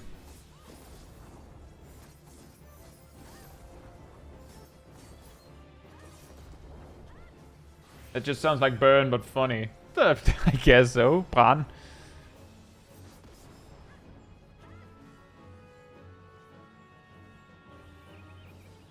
It's actually not surprising that Minecraft has Danish translation, because Minecraft is Isn't Minecraft technically a Microsoft product now?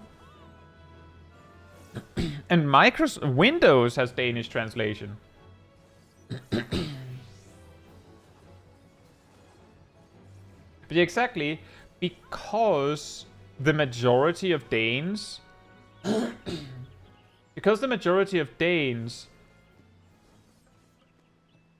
speak English, most companies view it as pointless to bother to translate something to Danish, because most Danish gamers would just switch it to English anyway. As I said, if I opened Minecraft today and I saw it was in Danish, I would switch it to English.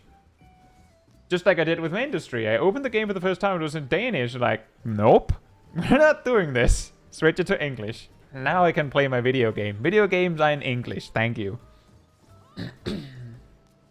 Yeah, The Sims also works in Danish, that's true. Welcome back, Emir.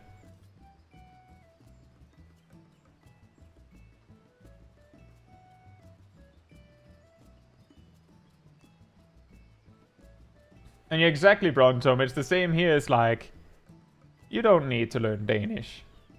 You don't need to.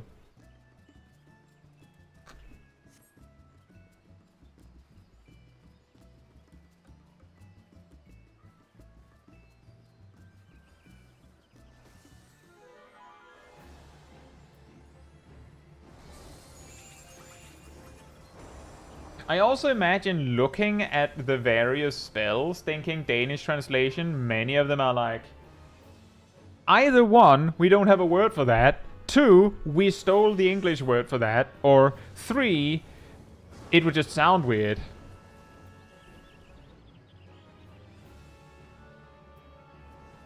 It would really sound weird. Like, I'm just saying amplifier. I'm pretty sure the word we would use for that, it was in Danish, is forstærker, but that word is pretty much exclusively used in the context of, like, a sound amplifier, specifically. So it would give the impression that it doesn't have anything to do with magic, necessarily.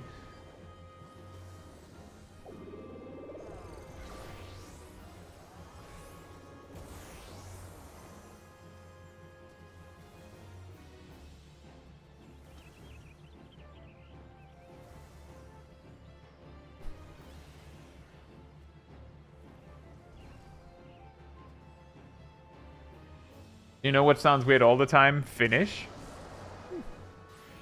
I could imagine.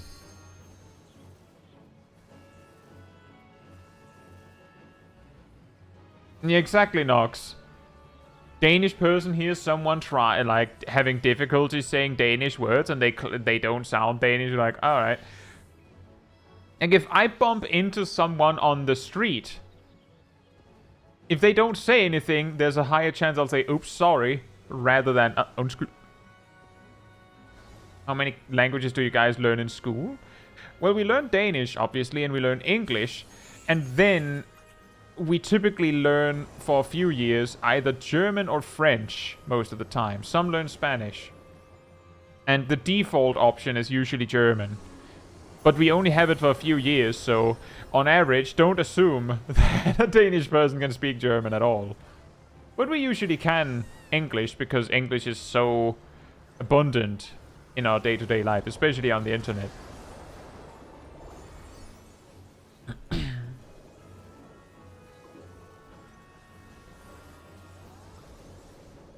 Can you speak German though, Kai? No. I can read a sentence in German and guess with some accuracy below 50%, I would say, what it's about. But no, I can't speak it.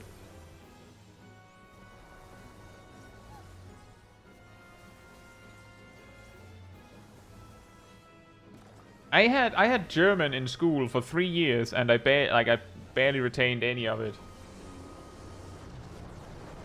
I had a speed reading test exam in the final grade of like quote unquote ground school, and I aced it, and I didn't read anything.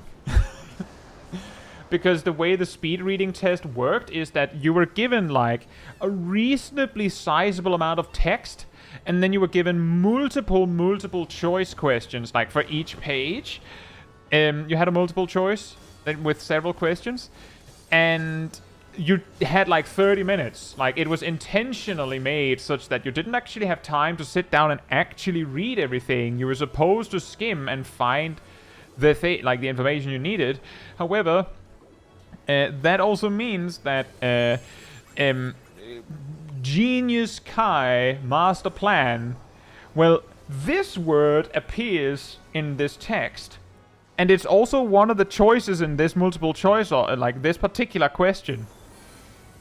So I'll choose that one. Next question. Didn't read anything. Got the top grade.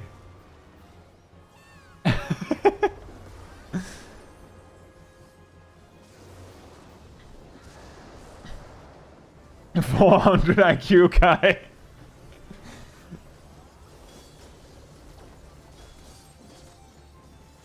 Like, in retrospect, what that says for me is more that the test was bad. Because it apparently didn't test my ability to actually read.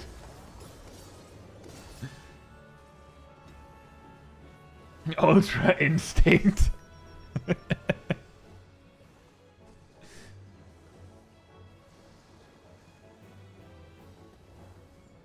Just in case Germany invades again. I think it's just a matter of it's our closest neighbor, aside from like Sweden and Norway. And the thing is, Swedish and Norwegian are close enough that we can just speak Danish and it'll probably work if we really need to. Yeah, hey, you're right. I think we finally discovered the true answer to brain dead strat. That is actually brain dead strat. Just look for similar words.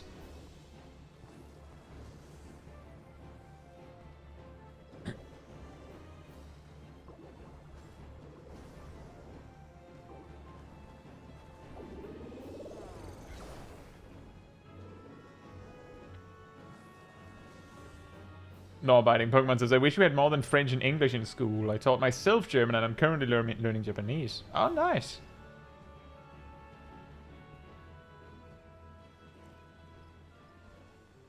No one understands Danish, not even Danes. I understand Danish. Is Pictomancer AoE spells at 3 or 4 targets? That's a complicated question. Because it actually changes as you level up. Because your single target ones get way better potency boosts. I think it actually gets really weird when you start comparing, because Fire and Red versus Fire 2 and Red. Fire 2 and Red is better on 4 targets.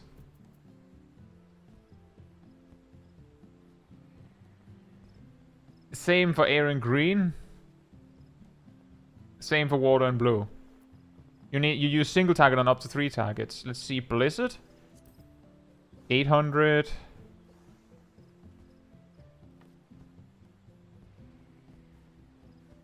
Yeah, that's also 4.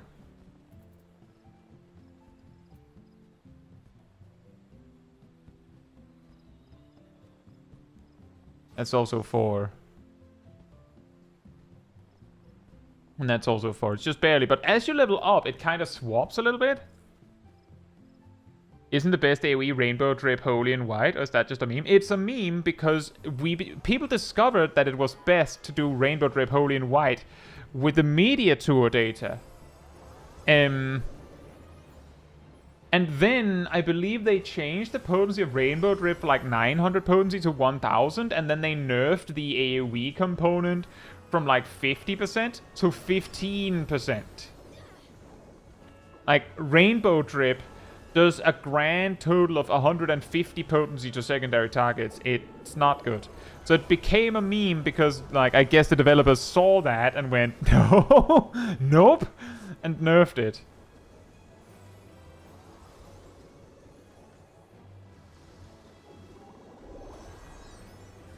Yeah, it's about 4 targets, Kokachu. The good news, question mark, is that this actually applies for a lot of jobs once you get to Dawntrail levels. Like, just to give some examples, Fell Cleave is better than Decimate on up to 3 targets once you unlock Melee Mastery 2. Your 1-2-3 combo as a Dark Knight is better on 2 targets when you get Melee Mastery 2. Before that, Stalwart Soul is better on anything other than single target. It's really weird. But yeah, Rainbow Drip, Holy and White spam is a meme. Holy and White, though, like, itself is actually pretty good on AoE. So like if you're in a dungeon and you've stockpiled Holy and White during a boss fight or something, then you can use your Holy and Whites as you run to the next destination. Things like that.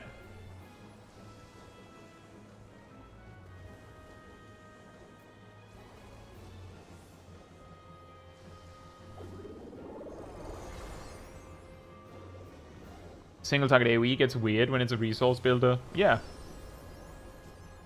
Isn't Holy and White better on 2 targets until, like, level 72?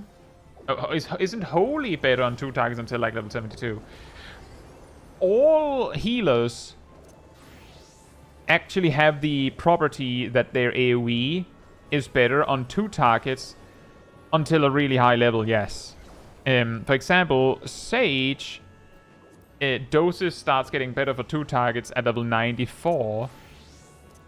For some reason, Scholar actually keeps the Out of Wars is a gain on 2 forever.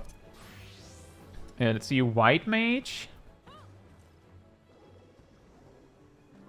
Yeah, I believe, yes, Glare is better on 2 targets.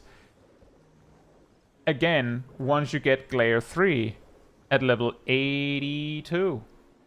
82. And as you might have seen in my Astrologian guide, it flip-flops quite a lot whether you should use your dot at all. Why would you Holy on 2 targets? Because...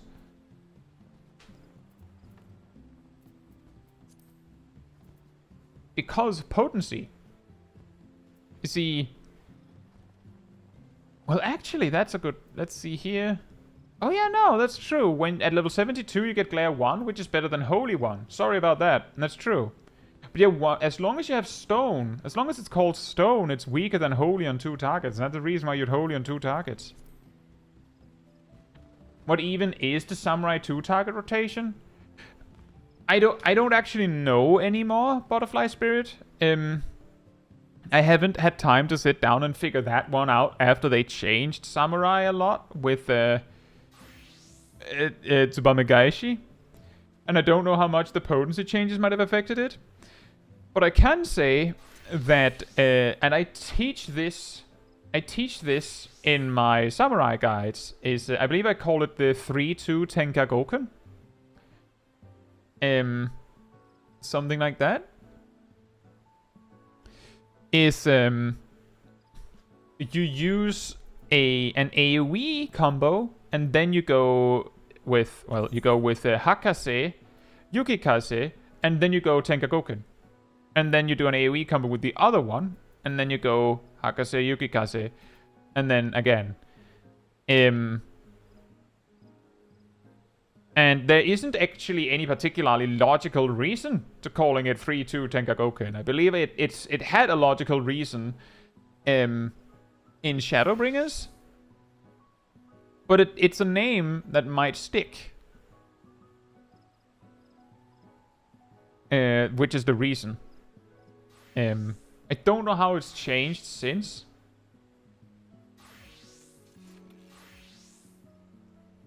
And it wouldn't surprise me if it's changed since. And it has probably certainly changed level 74.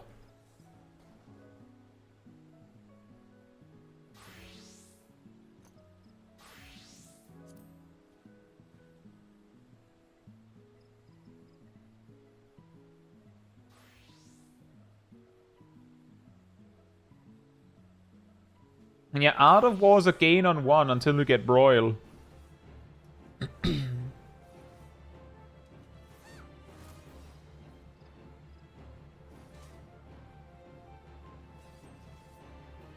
What do you mean, Brontom? What is it you get access to much, much sooner?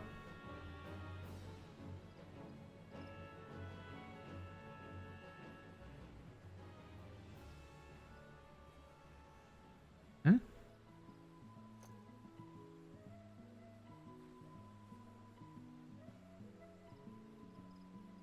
Samurai AoE?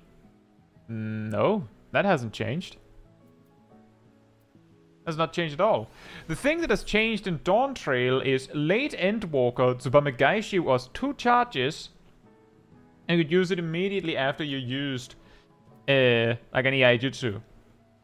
In Dawntrail, they removed the cooldown on Tsubamegaishi and made it so that when you use Tenkagoken or Midara Setsugeka, they just give you one to use for the next 30 seconds. Just click it. But they nerfed a lot of things on Samurai to compensate for this. Because getting an extra Midare every time you use Midare is massive. But because of that, I don't know if it's changed. Like, there's a possibility that on 2 targets you go, no, you make Midares because 2 of them is worth the hassle on 2 targets. Like, if you get 2 of them per sequence, it's better than using Tenkagoken. Even though you get 2 Tenkagokens. And I haven't, like, sat down and looked into this, so I don't know what the answer is. But they didn't change where you learn when you learn anything, Brontomes, and it's not earlier. It's just that now you have infinite Tsubamegaishis instead of 1 per minute. And yeah, Gyofu is really weird. Such a like, they give you a new animation that looks really nice, and then you give it give you like a 15% potency boost. And yes, it has Spondy. I just don't think you actually bother to look into Samurai enough for that.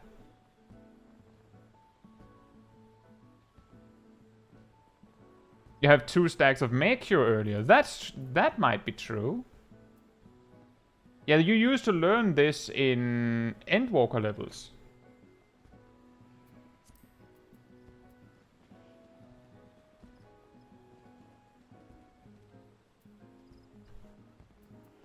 Bondi, it is in the leveling stages. And it is very niche because it's in the leveling stages.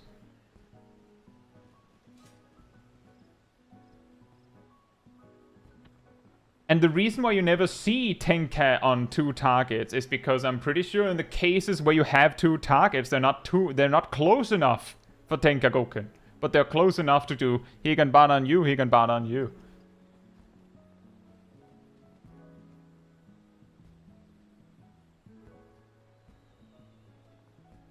The problem with the 2 target optimization rotation is that most of the time, you don't need it. Like, straight up, you don't need it. But it's a thing that could be helpful. But it was helpful in Endwalker. It's just that the cases where you needed to target 2 enemies at once, either they were too far apart or you just put Higanbana on both of them. And then you single targeted them.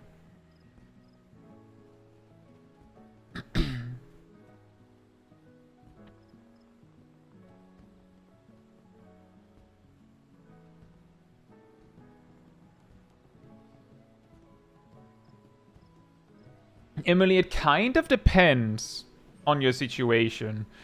If you have 2 Meikyos, like once you have the 2nd stack, there's a reasonably good argument for using 1.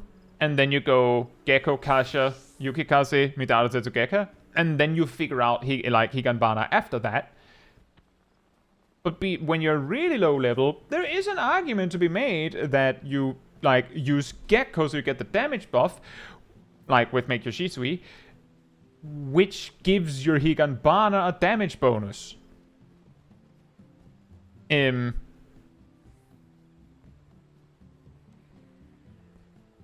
Bundy says you didn't use it in UCOP ads, and Stormblood was the peak of 2-tag rotation for every class, and they never changed it since. All I'm saying, Bundy, is that I got that rotation from somewhere, and it must have been not just my own brain.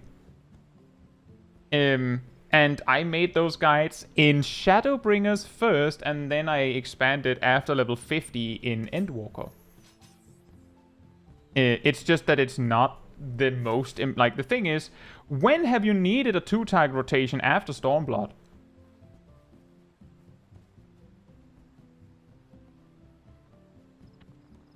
Icy Veins is a 2-target. But the thing is, when I started making guides, Bronto, Icy Veins didn't even care what Final Fantasy XIV was.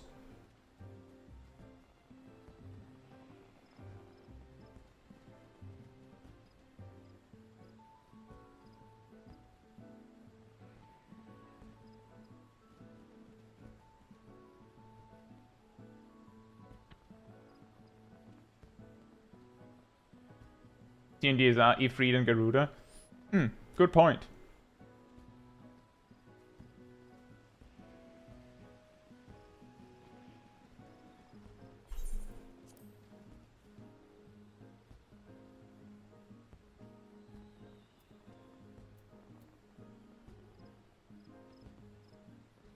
And that's also true. You could only hit one in Ifrit and Garuda.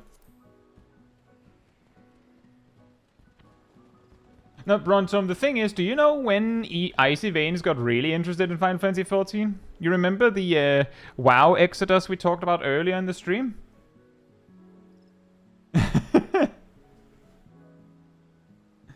That's when they really got interested.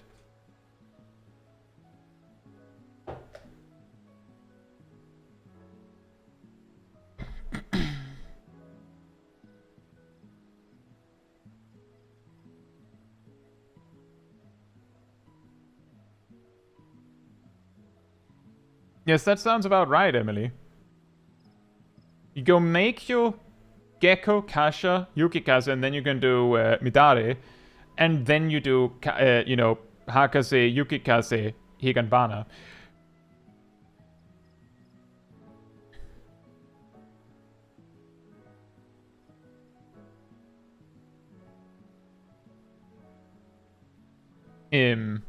Like, that's optimal for, like, reapplying Higanbana. But the thing is, because of the optimized rotations of Samurai, and is an important thing that some players get caught up in when they get too focused on optimization, is that they forget that when you're leveling Samurai, there's a relatively high probability that you don't have any raid buffs to, like, match with, so there's actually no need to get that, like, sweaty about it. And sometimes there's something else you can do.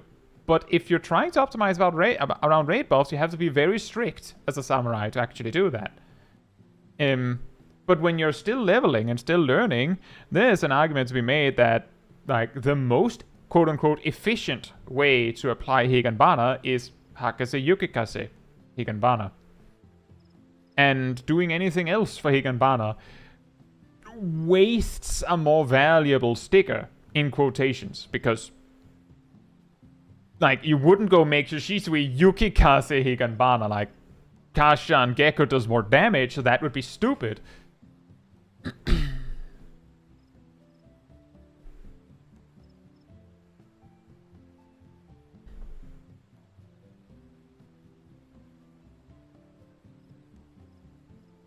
Oh, is that so, Bondi? Bondi says the 0 raid buff comp is possible now, and I know a couple of World Proc teams. Oh, wait a minute, I actually thought you meant something about Samurai specifically, but that is actually a good point. You could make a composition with no raid buffs. That is true. I was about to say, oh, is that so? So that means that Samurai in that group composition can freestyle, and no one has to be mad about it. Suddenly now, freestyle isn't so bad, is it?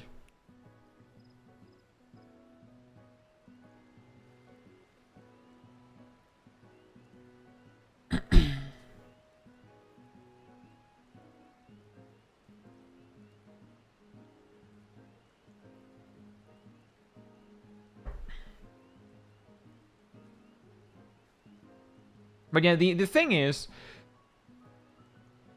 when you're lower level, there's an argument to be made that you could open a fight. You could open a fight with, like, if you're not trying to match raid buffs or anything, you could open a fight with Meikyo, Gekko, Higanbana, Kasha Gekko. Now you have Higanbana up, both your buffs, and you're a Hakase Yukikaze away from Midara Setsugeka. That is an option, but once you have more Meikyo Shisuis, and eventually you also get something like Tsubame Gaishi, like, getting those Tsubames out sooner becomes more valuable.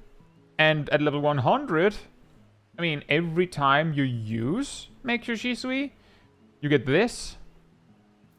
So, like, you'd rather do that?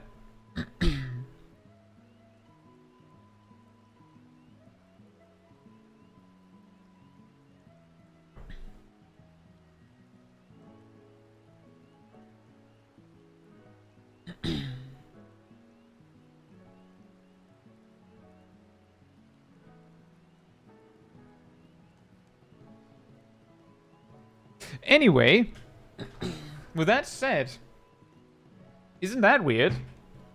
We end up talking about languages and like 15 minutes about samurai or something. When it was the stream where I leveled Summoner and Scholar. Although I guess we finished. But with that said, if you enjoyed this particular stream, it helps me a lot if you leave a like on it in the YouTube stuff. Tells the algorithm that was a very enjoyable stream and you'd like other people to enjoy it as well. So thank you so much for the support. And if you'd like to hang out with the people in the chat or me, remember that there's a Discord community server that you can join where you will find me and the chat and also the weekly schedule so you can see what else is coming up in the week, like a ninja guide tomorrow.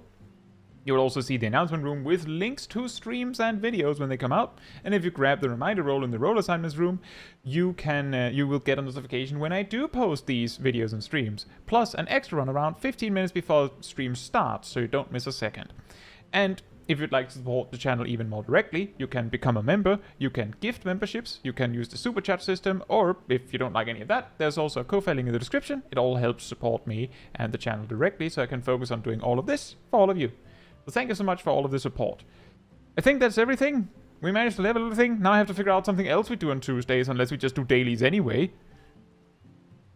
But that would be it from me. So good night, good morning, afternoon, or evening, depending on where you are in the world, and I hope to see you all very soon. Bye-bye. More clip review.